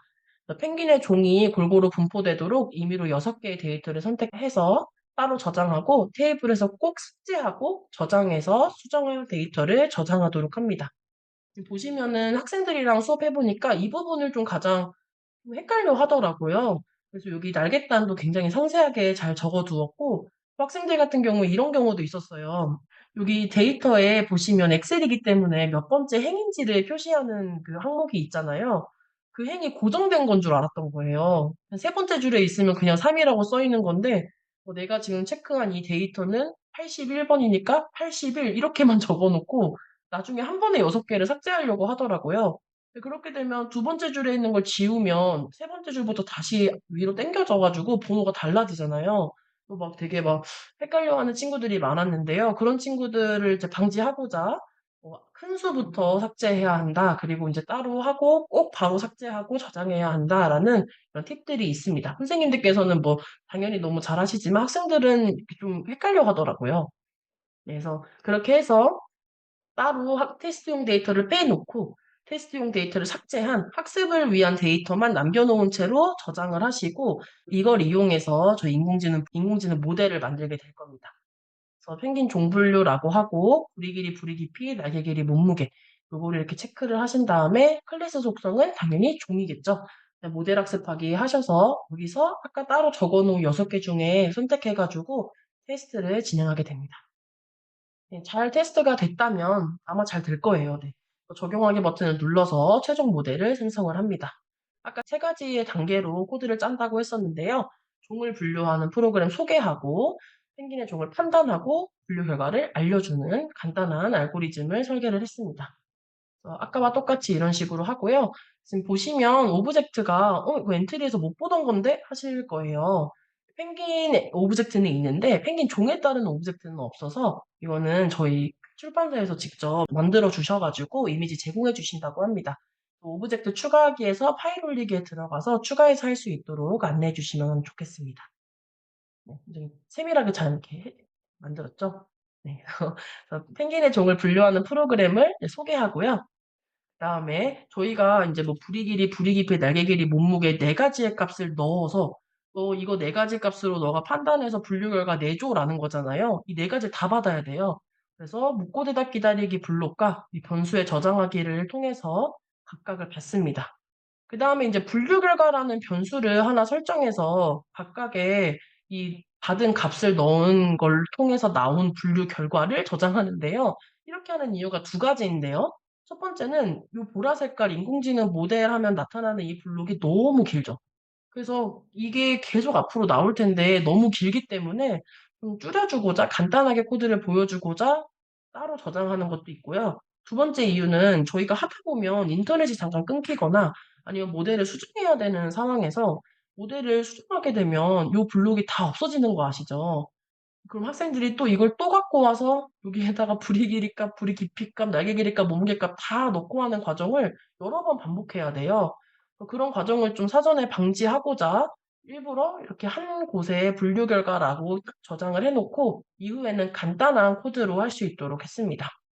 그래서 분류 결과에 따라서 아델리면은 아델리 신호 보내고 터끈이면 터끈 신호 보내고 젠투면 젠투 신호 보내도록 분류 결과를 알려주는 코드를 짜고요. 아델리 신호 받았을 때는 아델리 오브젝트에서 걔는 아델리야 라고 알려주고 크기를 꺼졌다 줄어들었다 하면서 좀 강조해 주는 것까지 이렇게 마무리를 하였습니다. 얘도 마찬가지로 프로그램 각자 본인 테스트할 수 있도록 체크리스트 제공을 하고요. 자기평가, 동료평가 할 수 있도록 평가하기 문항을 제공을 합니다. 네, 그 다음에 여기서 뭐 다양한 아이디어를 작성하자 뭐 이런 것들이 있는데요. 요거는 제가 한번 가지고 와봤는데요. 요 교사형 교과서에 이제 제시되는 건데 학생들 중에서 저는 좀 더 도전해보고 싶어요 하는 친구들이 있을 수 있기 때문에 아까는 6개만 저희가 따로 좀 약간 원시적으로 따로 놓거나 따로 저장해 놓거나 촬영해서 이렇게 학습 데이터와 테스트 데이터를 분류했었는데 이번엔 정말로 학습 데이터와 테스트 데이터를 테이블 이용해가지고 분류할 수 있도록 이런 코드를 또 제공해 주시고 너 한번 해봐 라고 한 다음에 다른 친구들 하시는 거 봐주시다가 이 친구가 저 또 했어요 이렇게 하면 또 가서 봐주시고 단계별 수업이 좀 가능하도록 도전 과제를 제가 좀 다양하게 제시를 하고 있으니까 활용하시기 굉장히 좋을 것 같습니다. 그래서 PPT로는 이렇게 끝이 났고요. 저희는 이제 엔트리 화면에서 어떻게 진행되는지 인공지능 모델 학습하는 과정까지만 한번 같이 보도록 하겠습니다. 먼저 여기 데이터 분석에 가셔서 테이블 불러오기를 누르시고 테이블 추가하기 누르시면 굉장히 많은 거를 이제 제시를 하고 있죠. 지금 보시면 타이타닉 데이터, 티셔츠 데이터, 펭귄 데이터, 품목별 소비자 물가 지수가 인공지능 모델을 하기에 좀 좋은 데이터들이 몇 개 엔트리에서 추가를 해줬어요. 이 중에서 저희는 예시 데이터를 클릭해서 추가를 해보겠습니다. 네, 아까 말씀드린 대로 정보에 들어가시면은 이 데이터에 대한 요약, 이거의 출처, 상세 뭐 내용, 그다음에 서식지, 부리 길이, 부리 깊이, 날개 길이, 몸무게, 성별 등등의 뭐 평균, 표준 편차, 최대값, 중앙값, 최소값, 수치형 데이터만 당연히 제공을 해주는 겁니다. 이런 식으로 되어 있고요. 강속성 정보도 있어요. 종은 범주형 데이터이기 때문에 이걸로 뭐 알 수 있는 게 없잖아요. 종 가보니까 아델리, 터큰, 젠투 세 종류다. 그리고 부리 깊이, 몸무게 뭐 이런 거는 부리 깊이는 밀리미터고 몸무게는 그램이다. 이런 단위값까지 알려주게 됩니다. 차트에 가서 한번 만들어 볼게요. 추가하시면은 저희 막대 그래프도 그릴 수 있고 뭐 선 그래프, 원 그래프, 선점도 행렬, 히스토그램 뭐 등등 할 수 있는데 저희는 선점도를 그려볼게요. 자, 부리 길이, 뭐 부리 깊이 가장 위에 있는 것만 선택을 했고요. 계열은 무조건 종으로 고정을 하겠습니다. 왜냐하면 종을 분류하기 위해서 데이터 분석하는 거기 때문에요. 지금 보시면 점 위에 제가 마우스를 가져갈 때마다 이거 데이터가 부리 길이, 부리 깊이는 각각 XY 값은 얼마고 얘는 토큰이야 라고 지금 알려주죠. 색깔별로도 물론 구별이 되어 있지만 손으로 올리면 그 데이터에 대한 상세한 내용을 확인해 보실 수 있으십니다. 얘는 부리 길이와 부리 깊이를 가지고 했을 때 이렇게 나뉘어진 모습이고요. 날개 길이랑 몸무게를 하면 또 이렇게 나눠지는구나. 몸무게랑 뭐 부리 깊이를 하면 또 이렇게 나눠지는구나. 학생들이 직접 하나하나 눌러보면서 확인해 볼 수 있도록 지도해 주시면 좋고요. 이 과정은 이제 사실 얘는 아까 말씀드린 대로 정제된 데이터이기 때문에 뭘 눌러도 다 분류하는 데 다 도움이 되는 속성이라는 걸 알 수 있어요. 이제 학생들이 외부에 있는 데이터를 갖고 와서 이제 프로젝트를 할 때는 이렇게 되어 있지 않고 막 엄청 종류도 많은데 이 중에서 막 선택해야 되는 과정이 있잖아요. 그걸 연습시킨다라는 느낌으로 해주시면 좋을 것 같습니다. 그래서 적용을 하면 이렇게 테이블을 가져왔기 때문에 테이블을 좀 수정하거나 뭐 표시하는 이런 그 블록들이 생기게 되고요. 인공지능에 가셔서 인공지능 모델 학습하기 들어가신 다음에 저희는 KNN을 사용할 거라서 분류 숫자 KNN을 클릭하시고 학습하기를 누릅니다. 그러면 테이블을 선택해달라는 이제 이게 뜨는데요. 여기서 펭귄 예시 데이터를 선택을 하시면 되고요. 저희가 궁금한 것은 이 펭귄의 종이잖아요. 내가 얻고 싶은 답은 예측 속성에 넣으시면 됩니다. 클래스로 삼을 속성이 뭔지 물어보는데요. 저희는 종이 궁금한 거기 때문에 종을 선택을 합니다. 그 위에 있는 핵심 속성은 이 종을 분류하는 데 있어서 영향을 주는 데이터들을 여기 넣으면 되는 거거든요. 아까 시각화를 했기 때문에 부리 길이, 부리 깊이, 날개 길이, 몸무게 네 가지가 다 포함되니까 다 넣고 학습하기를 누르시면 됩니다. 네, 그 다음에 이제 부리 길이, 부리 깊이, 날개 길이, 몸무게를 확인해 보면서 저희가 하면 되는데요.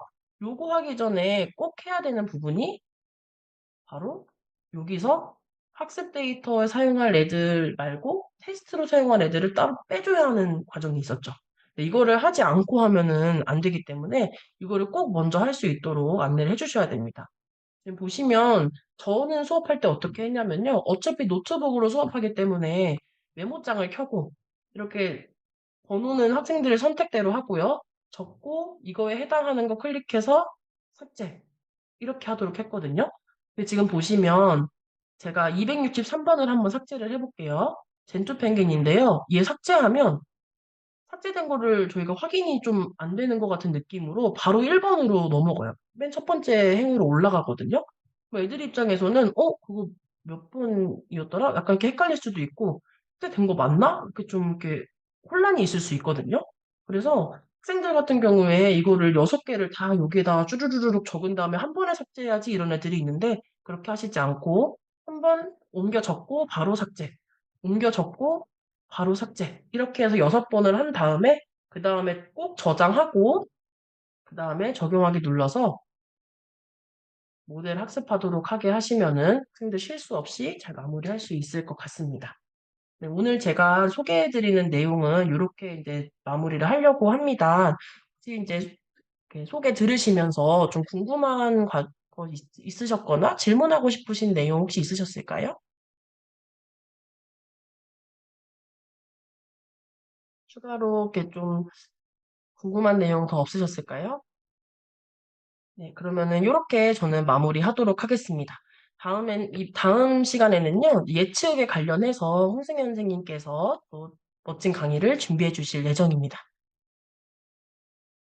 네, 선생님도 안녕하십니까?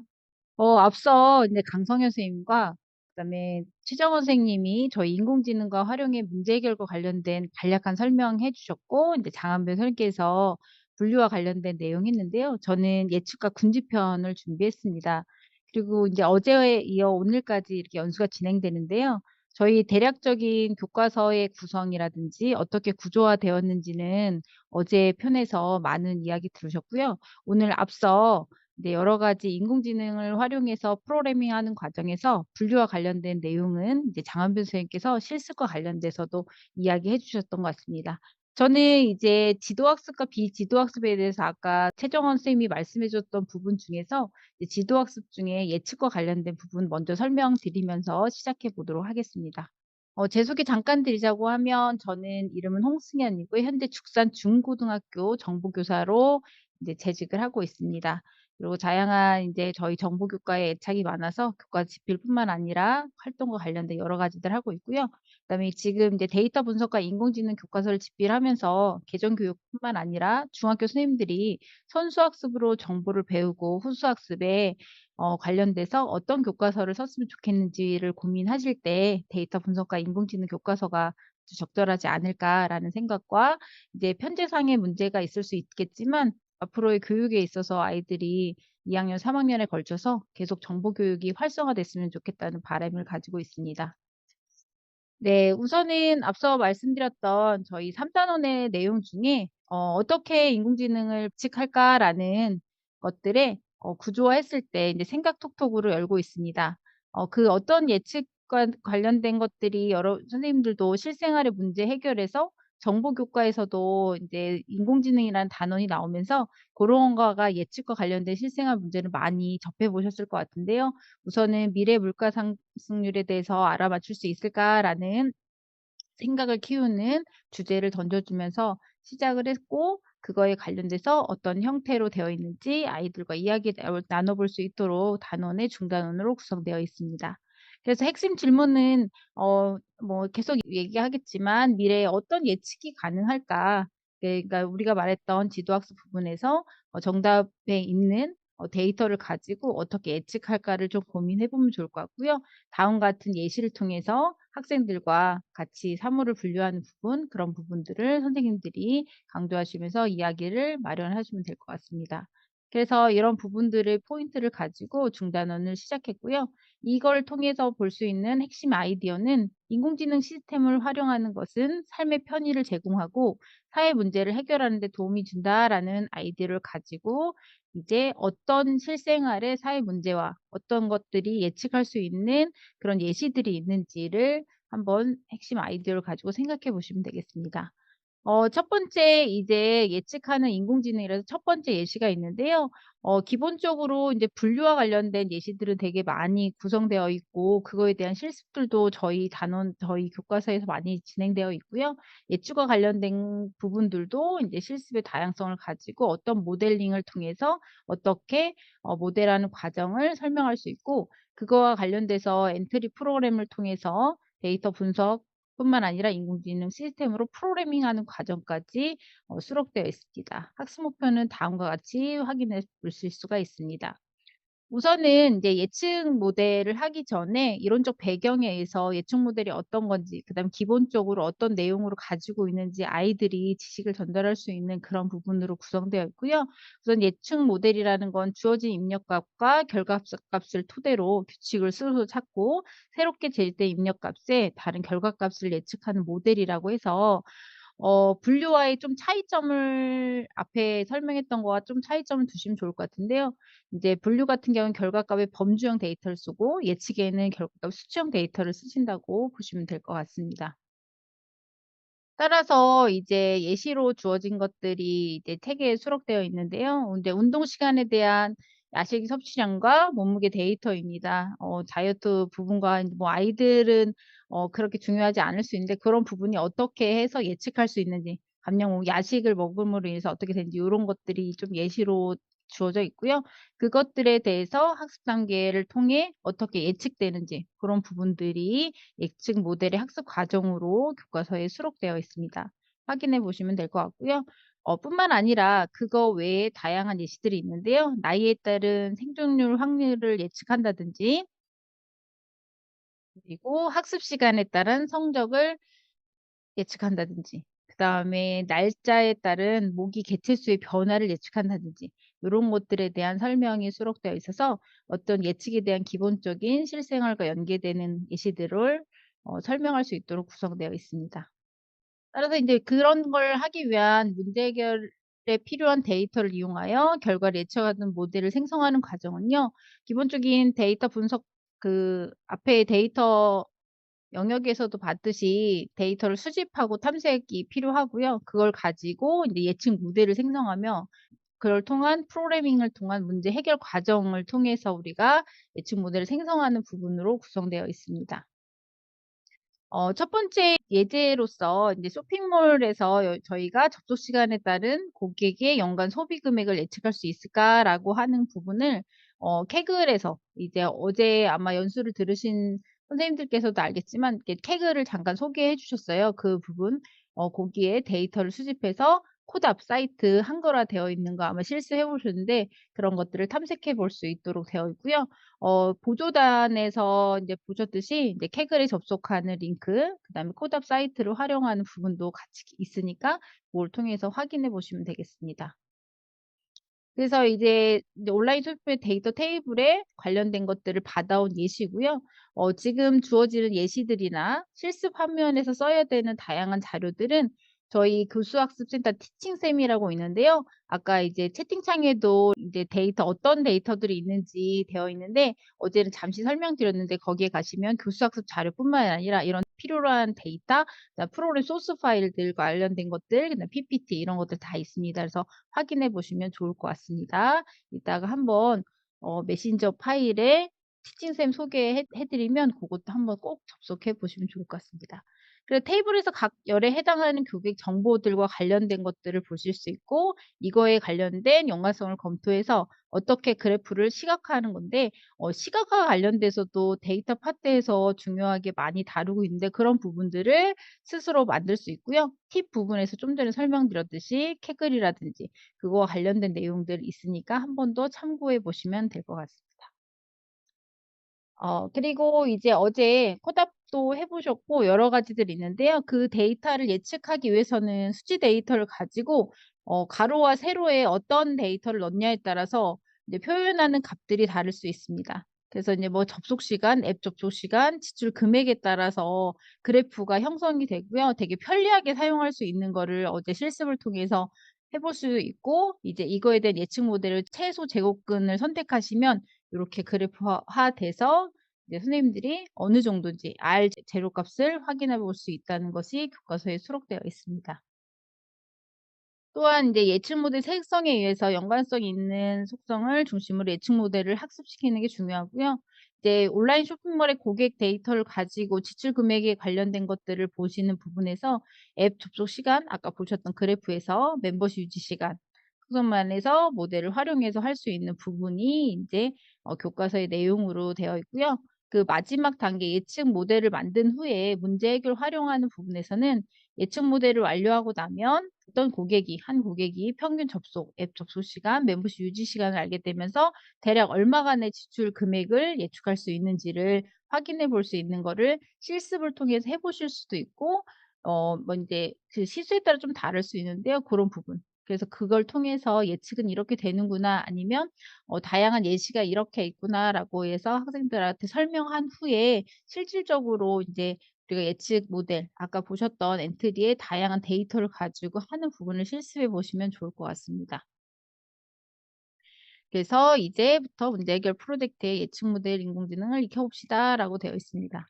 그래서 두 번째로는 이제 "빙하가 언제까지 남아 있을까?"라는 주제를 가지고 예측을 하는데요. 앞에는 이제 펭귄을 분류하는 부분에 대해서 해 보셨는데 그거와 다르게 이제 어 저희가 이제 빙하가 녹고 있잖아요. 그러니까 시간에 따른 미래의 빙하 면적을 예측하는 인공지능 모델을 만들고요. 그 예측 모델을 활용해서 프로그램을 작성해서 언제까지 빙하가 남아 있을까를 실습해 보는 것으로 구성되어 있습니다. 우선은 문제 상황 이해인데요. 예. 이제 뭐 왜 온난화가 지속되고 여러 가지들의 문제를 통해서 이제 빙하가 점점 녹고 있다고 합니다. 그래서 멸종 위기에 있는 동물들에 대한 것들도 되게 많고 지속 발전 가능과 관련된 것들도 포인트로 둘 수 있는데요. 그거의 하나의 주제로 빙하가 언제까지 남아 있을까라는 것들에 대한 주제를 선정했고요. 그래서 아이들과 이 문제 상황을 읽어 보고 위 상황을 해결하고자 하는 것들은 어떤 것들이 있는지 적어 봅시다라고 해서 시작을 여는데 우선은 여기에는 정답이 적혀 있지 않은데 선생님들에게 제공되는 교과용 지도서라고 따로 있습니다. 그래서 교과용 지도서에는 예시 답안뿐만 아니라 그거 외에 다양한 선생님들이 부수적으로 할 수 있는 보충 자료들이 많이 수록되어 있습니다. 관심 있은 선생님들은 아까 알려주었던 티칭샘에 들어가셔 가지고 교과용 지도서도 받아보실 수 있으니까 교수학습 자료와 관련돼서 이렇게 수업하실 때 꼭 활용해 보셨으면 좋겠습니다. 그래서 아이들과 문제 상황을 충분히 이해할 수 있도록 설명해 주시고요. 그다음 단계로는 문제를 분석하는 단계에서 인제 선생님들도 다 아시다시피 인제 초기 상태와 목표 상태를 정하고 그거에 대한 주제에 따라서 어떻게 해결해야 되는 방법으로 넘어가는 부분입니다. 그래서 북극의 빙하 면적을 예측하는 인공지능을 모델을 만드는 부분인데 미래의 면적을 알려주는 프로그램을 작성하는 것으로 마무리해서 문제를 정의하고 지금 현재 인제 데이터는 북극에 있는 과거 연도별 빙하 면적 값을 아는 상태 그러니까 그 데이터가 필요하겠죠. 그 데이터가 필요하고 목표 상태는 면적을 예측합니다. 그래서 언제까지 빙하가 얼마큼 녹아서 어떤 정도의 로 남아 있을지를 확인해 보는 과정입니다. 우선은 정의된 문제를 해결하기 위해서는 데이터 수집 및 분석인데요. 그래서 실질적으로 받아온 자료를 가지고 연돌 빙하 면적 수집을 분석하고요. 그걸 가지고 인공지능 모델을 예측 모델로 만들어냅니다. 인공지능 모델 활용 프로그래밍 하기 위해서는요. 좀 전에 인제 엔트리 화면에서 인공지능 모델 보셔서 알겠지만 이제 시작으로 초기화하고 이제 어떤 멘트 이제 말풍선으로 멘트를 하는 거고요. 그다음에 다양한 오브젝트를 통해서 어떤 것들에 대한 결과를 출력하기 위해서 그냥 국어 오브젝트를 그러니까 눌렀을 때 그거에 대한 결과값을 보여주는 간단한 프로그램이고요. 그다음에 이제 엔트리에서 읽어주기 기능이 있어서 소리값으로 예측값이 얼마인지 간단하게 마무리할 수 있도록 하는 부분들로 이제 프로그램이 구성되어 있습니다. 가장 중요한 거는 프로그래밍은 되게 간단하고 쉽게 할 수 있는데요. 인제 그 데이터 수집이 되게 중요합니다. 그래서 엔트리에 있는 데이터를 직접 가져와서 이제 아까 인제 장한별 선생님이 설명했던 것처럼 언제 어디서 설명돼 있고 언제 취합됐는지 이런 데이터를 받을 수 있고요. 그다음에 인제 어제 설명드렸던 분도 아시겠지만 직접 데이터를 수집할 수도 있겠지만 우리는 인제 캐글이라는 다양한 데이터가 주어지는 사이트를 많이 활용하고 있을 것입니다. 그래서 Kaggle 사이트에 한번 접속해 보시면 다양한 자료가 있는데 그중에 빙하 면적과 관련된 데이터 지금 보시는 것들을 다운로드 받으시면 되고요. 다운로드 받는 방법을 아이들에게 알려주셔도 되고 아니면 주어진 여기서 예시로 주어서 이제 데이터가 담겨 있는 예시를 그대로 주시고 아이들이 엔트리에 불러와서 쓸 수 있게끔 하셔도 상관없을 것 같습니다. 방법적인 면은 선생님들이 선택하셔서 수업에 활용하실 수 있을 것 같고요. 나머지 속성들을 보시면 영어로 되어 있는데 이런 속성들을 이제 어떻게 이해하는지가 가장 중요할 것 같습니다. 그래서 뭐 결축지가 있을 수도 있고 솔직히 엔트리에 있는 것들은 그 대부분 결축지가 없는데 이제 캐글에서 가져오는 것들은 그런 거 있을 수 있으니까 그런 부분도 확인해 보는 방법을 알려주는 것도 되게 중요할 것 같습니다. 그래서 데이터를 불러와서 좀 전에 보셨던 화면에서 어떤 속성이 있고 어떤 정보를 찾을 수 있는지를 알아야 되고요. 그다음에 속성 명에 대한 속성 값의 의미를 알아야지만 이제 예측하는 데이터에 어떤 것들에 대한 좌우 값을 가지고 할 건지, 그다음에 필요한 속성을 확인하고 불필요한 데이터가 무엇인지를 이해할 수 있어야 될 것 같습니다. 기본적으로 아까 보셨던 데이터 안에는 year, month, day 이렇게 있어 가지고 쭉 있고요. 그다음에 이제 반구, 북반구인지 남반구인지 그다음에 빙하의 면적이라든지 뭐 이런 것들의 속성값이 있고 아이들에게 이제 영어로 되어 있으니까 속성값의 의미를 선생님들이 알려주시면 될 것 같고 분석해 보라고 하면 될 것 같습니다. 그래서 이렇게 되어 있는 데이터를 가지고요. 북극과 남극의 빙하 면적을 예측하기 위해서는 수집한 빙하 데이터의 분석을 계획하고 필요한 속성을 파악하여 변화하는 빙하 면적을 예측하기 위한 시기와 위치를 나타내는 속성과 빙하의 면적을 알기 위한 속성이 무엇인지를 알아야 되는데요. 우선은 시기를 알 수 있는 속성에는 year, months가 있고요. 이제 위치를 알 수 있는 것에서는 해리스 프론이 있어야 되고 그러니까 빙하 면적을 알 수 있는 속성에는 extent가 있어야 될 것 같습니다. 그래서 요 부분이 어떤 것이 필요한지를 아이들과 같이 선생님들이 보시고 아이들에게 설명해 주실 수 있어야 될 것 같습니다. 그래서 연도별 빙하가 녹는 면적을 확인하기 위해서는 북극과 그다음에 9월의 예측인데요. 9월이 이제 왜 9월이냐고 이렇게 하시는데 거기 팁에 인제 달려 있을 것같습니다. 그래서 북극 해빙기는 매년 봄부터 여름까지 녹으며 9월 최초의 면적을 기록하고 가을부터 겨울까지 다시 얼어붙는 과정을 반복한다고 합니다.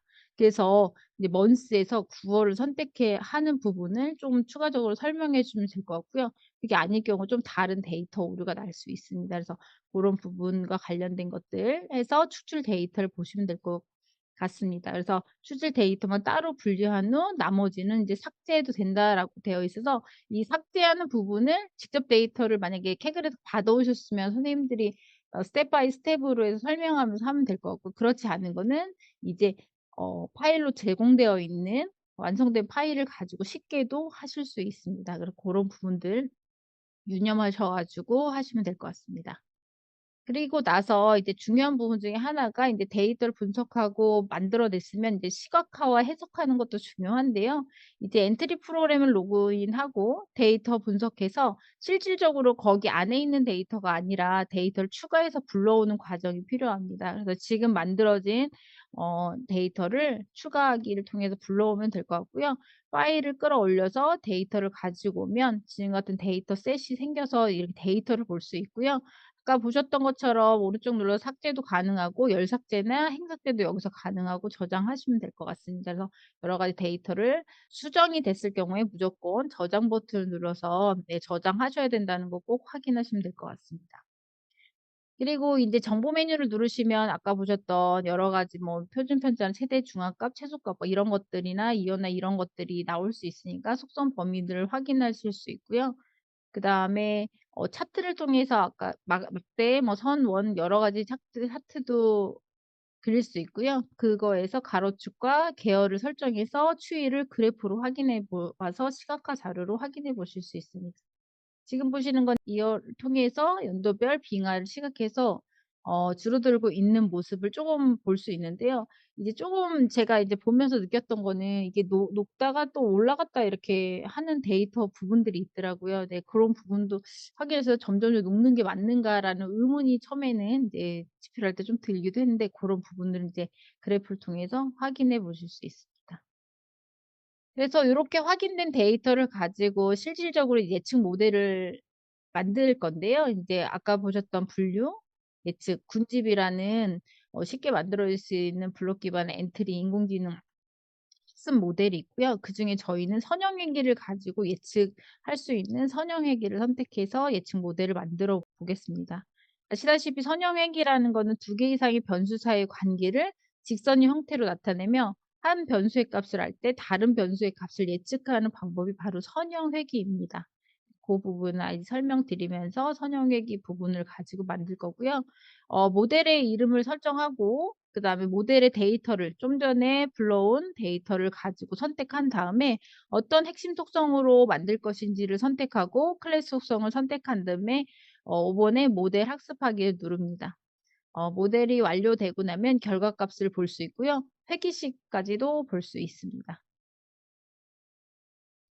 그래서 알고리즘을 설계하는 부분인데요. 어떻게 보면 인제 앞에 부분 모델을 설정했는데 인제 큰 알고리즘, 무거운 알고리즘보다는 어떻게 사용 방법과 연도를 입력하고 미래의 소리값을 알려주는, 그러니까 저희가 예측하는 값으로 변한 회귀식을 변환된 값만 보여주기 때문에 프로그램을 간단하게 할 수 있고 이제 우리가 스텝 바이 스텝에서 할 수 있는 설계한 다음에 프로그램을 하는 과정이 있어야 하기 때문에 알고리즘 설계는 간단하게 설계되어 있는 걸 볼 수 있고요. 화면 구성이나 여러 가지들에 대한 것들도 되게 간단하게 구성되어 있습니다. 화면 설계는 기존에 있는 오브젝트와 배경으로 그냥 가지고 했고요. 그다음에 이제 북극곰이라는 오브젝트가 있어서 북극을 가져왔고 이제 이걸 나타내는 제목이라든지 빙하 배경을 통해서 간단한 오브젝트랑 배경을 설정했고요. 프로그래밍 과정에서도 마찬가지지만 이제 북극곰 관련돼서는 북극곰이 어떤 것을 통해서 이벤트를 할지를 말하는 부분이 선정되어 있고 이렇게 "빙하 면적을 알려주세요."라고 하면 알고 싶은 연도를 입력과 세로서 얘를 클릭하면 바로 예측된 값을 보여줄 수 있도록 예측하는 부분이고요. 실질적으로 예측 모델 프로그램이 끝났기 때문에 이어를 통한 예측 값을 대답에 가져오고 이제 북극곰을 누르면 바로 인제 "어느 정도입니다."라고 해서 요렇게 표현되는 방법으로 이제 간단한 프로그램이 되어 있습니다. 그래서 인제 프로그램 과정은 되게 간단하고 하지만 앞에 있는 예측에 대한 설명, 예측이 무엇인지, 어떻게 구성되는지, 그다음에 예측 모델을 생성해서 그러니까 데이터를 캐글에 가져오고 그거를 편집한 후에 엔트리로 이제 가져오는 부분, 근데 그 부분을 시각화하는 부분, 요게 좀 더 포인트일 것 같고요. 예측 모델을 생성해서 요렇게 확장되는 부분들은 어느 정도의 인제 아이들의 이제 그 정보 교육을 배웠고 앞에 있는 분류를 배워서 쉽게 따라하실 수 있고 이제 뭐 자기주도 학습도 충분히 가능할 거로 보고 있습니다. 그러니까 요런 부분들이 이렇게 해서 인제 마무리하는 부분이고요. 뭐 읽어주기 부분이라든지 다른 부분은 이제 팁으로 넣을 수 있는 부분이고 필요하다기보다는 이제 음성으로 말해 줄 수 있기 때문에 요런 음성 블록도 추가해서 할 수 있다는 거를 다 한 친구들한테 확장해서 할 수 있다는 것만 설명해 주시면 될 것 같습니다. 그래서 기본적으로 보시면 이제 예측 모델을 활용한 인공지능 프로그램 작성하기 위해서 지면 온도에 따른 뭐 '체감 온도를 예측할 수 있을까?'라고 해서 뭐 다른 것들에 대한 작품을 만들 수 있고 이거에 대한 필요한 속성이 무엇인지에 대한 추가 탐구할 수 있도록 한번 해 보는 거를 추가적인 예측하시면 좋을 것 같고요. 이렇게 프로그램 완성하고 이제 그 심화 과정이 끝난 후에는 아이들의 사전, 자기가 어느 정도 되는지 자기 테스트를 할 수 있습니다. 그래서 시각할 수 있는지, 면적을 확인할 수 있는지, 어떤 클래스 속성이 있는지 요런 것들에 대한 질문을 보고 실행해 보고 오류가 없는지를 확인하는 그런 과정들로 수록되어 있습니다. 그리고 인제 평가하기 부분에서 지금 보시면 알겠지만 지도학습의 하나의 꼭지로 분류와 예측을 같이 하는 부분에서 평가가 주어지고요. 그래서 자기평가, 동료평가 할 수 있도록 되어 있고 각각의 구성 요소에서 학습 목표를 통해서 마무리가 되어 있는지 체크하는 체크 포인트로 되어 있으니까 한 번 더 확인해 보실 수가 있을 것 같습니다. 그리고 인제 한 걸음 더 도전하기라고 해서 좀 심화 과정이 있는데요. 그래서 다양한 그러니까 면접 프로그램의 다양한 아이디어를 통해서 개선해 보자라고 해서 실질적으로 어떤 것들이 있는지를 작성해 보고 이제 그거에 대해서 추가적인 프로그래밍을 할 수 있도록 이제 프로젝트 형식으로 선생님들이 구성해서 만들면 될 것 같고요. 그다음에 요즘에 이제 다문화 예시로는 다문화 학생을 위해 인공지능 번역 기능을 추가하여 다양한 언어를 표현해 볼 수 있다라고 되어 있는데 이제 요런 것들도 이제 번역 기능이 어떻게 만들어지는지 요런 것들과 관련돼서 이제 아이디어를 가지고 만들어 보면 좋을 것 같습니다. 그래서 한 번 더 해 보시면 좋을 것 같습니다. 여기 이게 성찰하기 있는데요. 요런 부분들도 교과서 수록 부분이고요. 여기까지가 이제 앞에 보셨던 지도 학습 중에서 분류와 예측이 있는데요. 앞서 분류와 관련된 거에 대한 설명 들으셨고 그거에 대한 실습해 보셨고 이제 두 번째는 선형의 길을 가지고 예측하는 거. 네, 빙하 면적이 얼마나 될까 그 주제를 가지고 이 영역으로 묶어져 있습니다. 이제 마지막으로는 이제 어떻게 묶어줄까라고 되어 있는 부분으로 되어 있는데 여기는 이제 비지도학습 부분이라고 보시면 되겠습니다. 그래서 정보교육에 있어서 교육과정 안에서는 이제 지도학습 부분이고 이제 비지도학습은 좀 한 단계 더 해서 보통은 이제 그 예전에는 2015 때는 없었고 2022에서도 중학교 과정에서는 없고 이제 고등학교 과정에서 나오는 부분이기 때문에 이 부분에 대해서 좀 새롭게 볼 수 있고 아이들이 이제 선택을 해서 선수학습을 한 후에 배우면 재밌게 할 수 있는 부분일 것 같고 아시다시피 뭐 정답이 있냐 없냐의 부분을 가지고 구분하는 부분과 그다음에 군집이라는 실습을 많이 해보지는 않았을 것 같습니다. 그래서 요 부분도 이제 좀 다르게 색다르게 보실 수 있으니까 한번 해 보시면 좋을 것 같습니다. 그래서 군집에 있어서는 정답이 있는 데이터를 가지고 쉽게 분류하거나 예측하는 부분은 되게 쉽게 하실 수 있었을 것 같아요. 그래서 이 주제를 잡는 데서 되게 많은 고민이 있었는데요. 우선은 생각 열기를 통해서 생각하는 부분은 "오늘 뭐 입지? 나만의 패션 스타일리스트를 물어봐."라고 해서 이제 그전에는 이제 뭐 선생님들도 그렇겠지만 이제 선호하는 것들을 많이 사거나 하면 어떻게 묶어서 추천하는 시스템 막 이런 것들을 막 생각했던 것 같습니다. 그래서 어울리는 옷을 어떻게 추천하지? 개인 구매 선호 아이템? 뭐 이미 텍스트 분석해서 어떻게 하지?'라는 것들과 관련된 트렌드한 패션 상품 뭐 이런 것들에 대해서 생각을 해서 인공지능 기반의 스타일리스트 솔루션, 개인 선호 온라인 쇼핑 패션 뭐 이런 것들과 관련된 것들이 인제 생각해 보는 네 부분으로 넣었습니다. 그래서 한번 확인해 보시면 좋을 것 같고요. 그래서 이런 것들에 대한 지금 앞에와 뒤에 보시면 개인 구매 선호 아이템, 이미지 분석 AI, 그다음 뒤에 보시면 개인 페르소나 학습, 맞춤의 스타일 제안 이렇게 해서 인제 스텝 바이 스텝으로 그러니까 옆에서부터 이제 어떻게 되어서 추천이 되어 있는지에 대한 내용이 있으니까 한번 읽어 보시고 이런 식의 관련된 것들과 관련돼서 아이들과 이야기해 보시면 될 것 같습니다. 그래서 핵심 질문으로는 "인공지능 데이터를 보고 비슷한 기록이 어떻게 모아 볼까?"라는 군집이기 때문에 비지도 학습 안에 군집이 포인트거든요. 클러스터링하는 부분에 대해서 이제 질문을 던져보고 그거에 대해서 어떻게 군집하는지에 대한 그러니까 이제 이해도 마찬가지지만 이론적 배경에 대해서 다음 이제 중단은 시작이 그렇게 나와 있습니다. 그래서 핵심 아이디어는 인공지능 시스템을 활용하는 것은 삶의 편의를 제공하는 사회 문제 해결하는 데 도움을 준다라는 아이디어를 가지고 시작할 수 있습니다. 있고 이제 기본적으로 학습 목표를 가지고 이제 군집이 무엇인지, 군집을 어떻게 하는지를 선생님들이 이제 수업 시간에 활용하시면 될 것 같습니다. 처음 나오는 영역이기 때문에 조금 더 생소할 수도 있고 이걸 어떻게 풀어나갈까가 되게 고민일 것 같은데요. 첫 번째로는 군집화 모델의 특징을 알 수 있어야 하기 때문에 그거에 대한 설명이 들어가 있고요. 그다음에 두 번째는 문제 해결의 군집화 모델을 활용하는 과정을 설명할 수 있다 그래서 아까 이제 이 단원과 마찬가지로 이 영역에서 나오는 것처럼 프로그램 과정까지 연계해서 이제 수업이 진행될 수 있도록 되어 있습니다. 우선 군집합 모델이 무엇인지 이제 뭐 설명이 좀 필요할 것 같아서 군집합 모델은 주어진 입력값을 갖는 특성을 인공지능이 스스로 분석한 후 비슷한 특징성을 갖는 데이터끼리 군집을 만든 모델이라고 보시면 되겠습니다.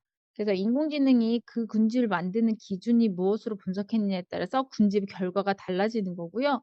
또 몇 개의 군집으로 만들까에 따라서 군집의 형태가 좀 달라지는 것 같습니다. 그런 부분을 설명해 주시면 좋을 것 같습니다. 그래서 예를 들면 이제 동물을 군집으로 해서 분류하는 건데요. 아마 인제 해 보신 선생님들도 계실 거예요. 군집 전과 네 군집 후로 구분할 수 있을 것 같은데요. 벌써 교과서를 보신 분들도 알겠지만 네, 저에게 주어진 소문 2개더라고요. 그래서 이건 어떻게 군집할 수 있는지 선생님들이 답변 주시면, 네, 2번째로, 네, 말씀해 주신 선생님께 선물 드리도록 하겠습니다. 네. 그래서 요렇게 지금 사자와 코끼리와 여러 가지 동물들이 있는데 2개로 분류해서 군집을 하고 싶다. 그러면 어떻게 군집할 수 있을까요? 네. 2번째인데 이경희 선생님 다리 개수, 날개 이렇게, 네, 포유류, 조류 막 이렇게 해서 구분할 수 있다고 되어 있는데 이경희 선생님께, 네, 상품 드리도록 하겠습니다. 네, 그래서 아마 분명히 한 번쯤은 해보셨을 것 같고 유튜브에도 많이 나오는데 2개의 군집으로 나눌 때는 다양한 방법으로, 그러니까 정답이 있진 않잖아요. 군집 모델이라는 게. 그래서 정답이 없이 색이나 다리 개수로 구분할 수도 있고, 어, 여기 보시면 포유류와 조류로도 구분할 수 있다라고 이렇게 되어 있는데 그렇게도 할 수 있을 것 같습니다. 그래서 군집의 수를 2개 설정했을 때 3개라면 이렇게 묶이는 거고요. 다리의 개수라면 2개와 4개로 이게 2가지로 묶어줄 수 있을 것 같습니다. 그래서 어떤 게 딱 해답이다 정답이다가 아니라 그거의 기준에 따라서 군집의 표준은 달라진다라는 걸 아이들과 함께 해보시면 좋을 것 같고요. 또 만약에 3개로 묶는다라고 하면 그 2개를 묶은 거를 다시 3개로 묶을 수도 있고요. 아예 처음부터 나온 내용을 3개로 묶을 수도 있습니다. 그래서 설정했을 때 3개의 색으로도 이렇게 3개의 군집을 묶을 수 있고, 아니면 꼬리의 생김새를 가지고 3개로도 묶을 수가 있을 것 같습니다. 그래서 이런 부분이 아까 보셨던 것처럼 지도학습의 정답과 비지도학습의 정답이 없는 부분에 대한 군집 모델링 하는 부분이 이렇게 될 수 있다는 거 아이들과 함께 해보면 좋을 것 같고요. 군집화의 특징은 결과값이 정해지지 않는 데이터 탐색 수준에서 데이터 간의 유사성을 파악하는 게 가장 중요하고, 그거 좀 전에 보셨던 실처럼 해보는 것들이 좀 좋아할 것 같습니다.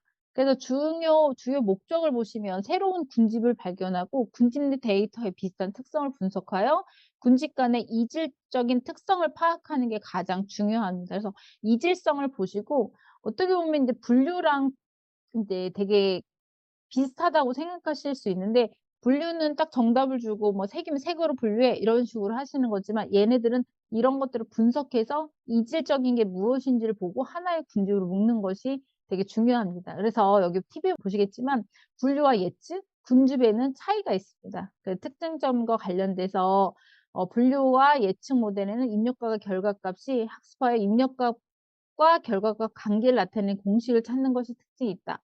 반면 군집화 모델은 입력값만 없고 결과값이 없다는 점이 특징을 가지고 있다는 것을 선생님들이 아시면 좋을 것 같습니다.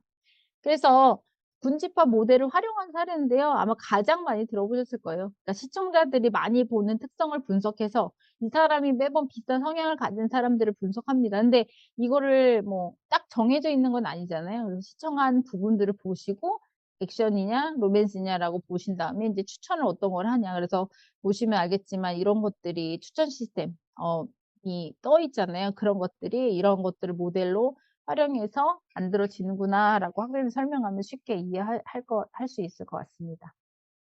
그리고 이제 뭐 다른 것들인데 아까 보셨던 것처럼 이제 설명, 실생활의 사례인데 첫 번째는 이제 유튜브 추천, 그다음에 2번째는 이제 환자 치료했을 때 비슷한 수준의 반응을 보이는 환자끼리 묶어주는 질병의 반응 뭐 이런 것들과 관련된 것도 군집화 모델로 활용할 수 있고요. 그다음 또 하나는 이제 소비 패턴을 그게 군집화 대상으로 맞는 정보를 제공해서 관리하는 뭐 그런 부분들 또 군집화할 수 있을 것 같습니다. 그래서 이런 것들이 이제 기본적으로 군집화 모델의 실생활의 사례라고 보시면 될 것 같습니다.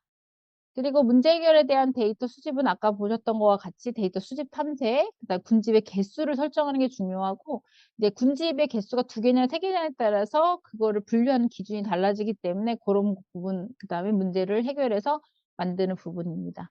그래서 펭귄의 특정과 종을 구분해서 파악할 수 있는 것들에 대한 데이터를 불러오고 그거에 탐색할 수 있는 부분을 이제 군집화 모델로 활용할 수 있도록 되어 있고요.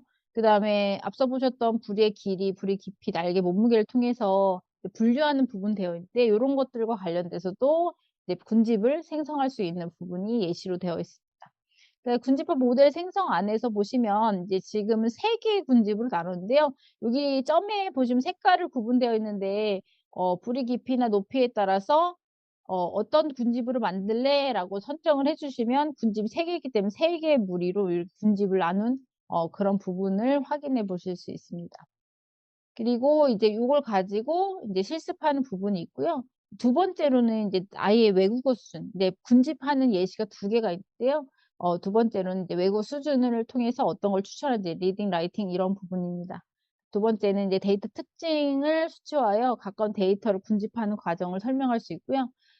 비지도 학습에 똑같이 군집하여 인공지능 모델을 생성할 수 있는 부분의 두 번째 주제를 가지고 있습니다. 문제 상황은 영어를 테스트하는데 그거 관련돼서 잘 듣는 친구, 말하는 친구 이런 부분이 있어 어떤 레벨인지를 테스트하고 영어 학원이나 뭐 어디 가시면 레벨 테스트 하잖아요. 그런 것들을 좀 참고 삼아서 어떤 그룹에 속하는지를 군집하는 과정이 수록되어 있습니다. 네, 좀 전에 또 보셨던 것처럼 문제를 분석하는 초기 과정과 목표 상태가 있고요. 이제 외국어 시험, 영어 시험이라고 되어 있는데 외국어 시험 결과를 데이터로 군집학습 모델을 만들어서 외국어 수준을 안내하는 프로그램을 작성하는 것으로 이제 수록되어 있습니다. 그래서 초기에 레벨이 어느 정도인지 아는 상태고 그렇지 않으면 군집에 따라서 너는 몇 레벨이야 라고 알려줘서 군집을 통해 구분할 수 있는 그런 프로그램을 만들도록 되어 있습니다. 그래서 첫 번째로는 데이터 수집하고요. 요거는 아마 이제 데이터가 있는 주어진 데이터를 가지고 할 거고요. 그다음에 똑같이 군집화 모델을 만드는 과정. 그다음에 인공지능 모델 프로그램을 설계할 때 그냥 군집의 개수를 변경하는 것들에 대한 포인트를 키보드 5를 누르면 차트 창이 열리게 되고 G를 누르면 군집의 개수를 변경하는 결과를 보여줄 수 있도록 해서 할 수 있는 부분.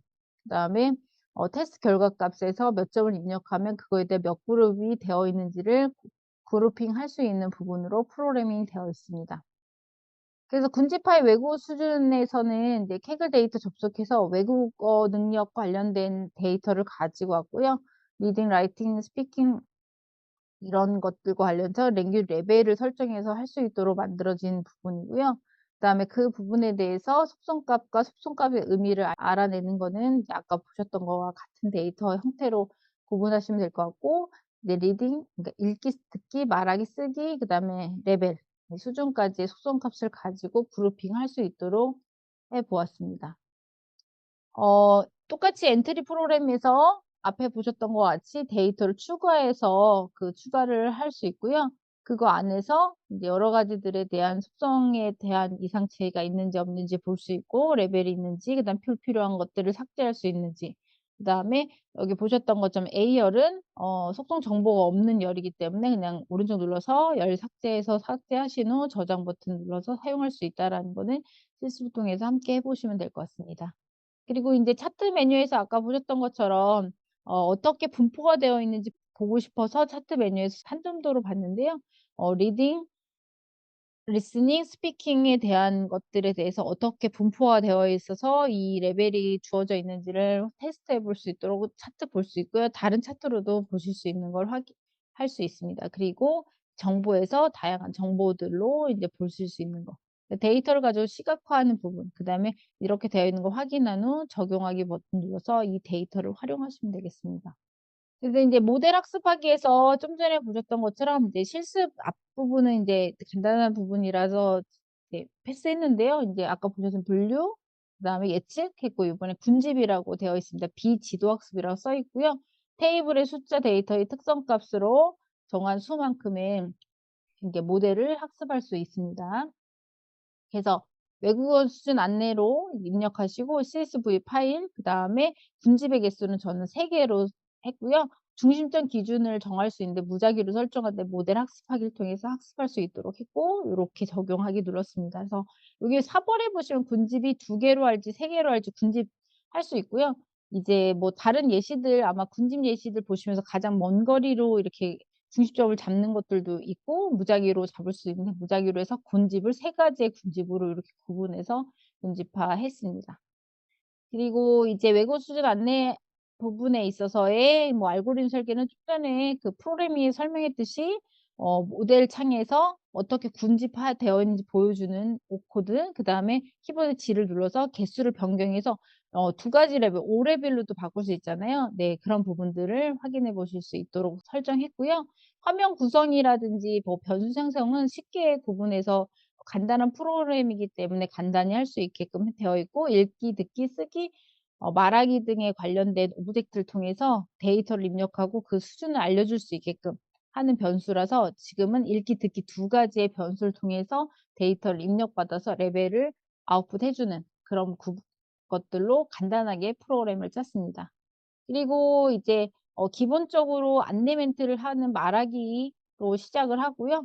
그다음에 아까 말씀드렸던 차트에서 어떻게 군집화되어 있는지 모델창의 핵심 속성을 통해서 군집화하는 과정을 O키를 눌러서 볼 수 있도록 했고, G키를 눌러서 지금 현재 3개 레벨로 그룹으로 설정되어 있지만 난 2개의 그룹으로 결과를 받고 싶다. 그러면 다시 군집의 개수를 바꿀 수 있고, 다른 군집을 가지고 모델창이 보일 수 있도록 G키로 통해서 할 수 있습니다. O키나 G키는 다른 키보드로 바꿀 수 있고요. 그 레벨 안에서 당신은 1, 2, 3레벨 수준이 읽기와 듣기 수준의 군집이 1이면 1레벨, 2면 2레벨, 3레벨로 이렇게 프로그래밍을 간단하게 짜서 100점과 0점과 100점 사이로 입력하면 레벨을 알려주는, 네, 그런 형태로 프로그래밍이 되어 있습니다.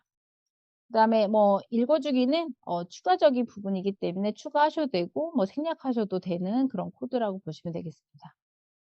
네, 그래서 아까 보셨던 것처럼 이제 마무리는요, 예, 실행에 이상이 없는지를 체크해보는 체크 포인트로 되어 있고요. 그다음에 평가하기 부분에서도 똑같이 다른 단원과 유사하게 자기평가, 동료평가를 가지고 수집한 데이터나 이런 것들에 대한 평가하기 부분으로 평가하기가 구성되어 있습니다. 네, 한 걸음 더 도전하기에는 테스트 레벨 군집에서 이제 뭐 더 세분할 수 있는 게 무엇이 있는지를 통해서 아이들이 다른 프로그래밍으로 변경할 수 있도록 되어 있고요. 그런 것들이 이제 마지막에 가장 중요한 건 완성된 프로그램을 친구와 공유하고 이제 해보고 하는 부분이 되게 중요할 것 같습니다. 그래서 지금 이제 자기주도성도 필요하고 이런 것들에 대해서 초등학교 실과부터 시작해서 정보교육에서 배우고, 그다음에 2015뿐만 아니라 2022에서의 인공지능 파트가 들어왔기 때문에 데이터를 가지고 인공지능으로 문제를 해결하고 마지막 단계에서 인공지능 프로젝트로 연결하는 그런 단계로 수록되어 있는 교과서라고 보시면 되겠습니다. 그래서 3단원은 앞서 설명했던 것처럼 분류와 예측, 그다음에 군집을 통한 지도학습과 비지도학습의 인공지능에 대한 설명이 되어 있고요. 앞서 말씀드렸던 것처럼 티칭샘에 들어가시면 교과서 PPT, 교과서 자료, 교과서 활용 자료들이 있습니다. 그걸 충분히 활용하시면 선생님들이 수업하시는데 문제가 없을 것 같고요. 그다음에 마지막으로 이제 저희가 끝나기 전에 이제 설문조사가 있는데요. 어제는 거의 200여 명이 훨씬 넘는 선생님들이 들어서 저도 이제 같이 연수 듣고, 오늘도 이제 많은 선생님들이 참여해 주셨는데요. 더 좋은 연수를 만들기 위해 설문조사 참여 꼭 부탁드리고요. 혹시 저희가 전체적인 부분에서 질문사항 있으시면 채팅창에 남겨드리면 그 채팅창을 통해서 회신 드리도록 하겠습니다. 그리고 저희가 이제 마지막 파트에서 프로젝트 파트 있어요. 근데 프로젝트는 지금까지 설명한 거 통합해서 우리가 할 수 있는 프로젝트로 구성되어 있거든요. 그것도 교과서에서 꼭 한번 살펴보면서 아이들과 함께 실습해 보면 좋을 것 같습니다. 선생님들, 긴 2시간 동안 경청해 주셔서 너무 감사드리고요. 이게 바쁘신 와중에도 정보 교육을 위해서 늘 애써주시는 정보 선생님들 화이팅 하겠습니다. 정말 수고 많으셨고 감사드립니다.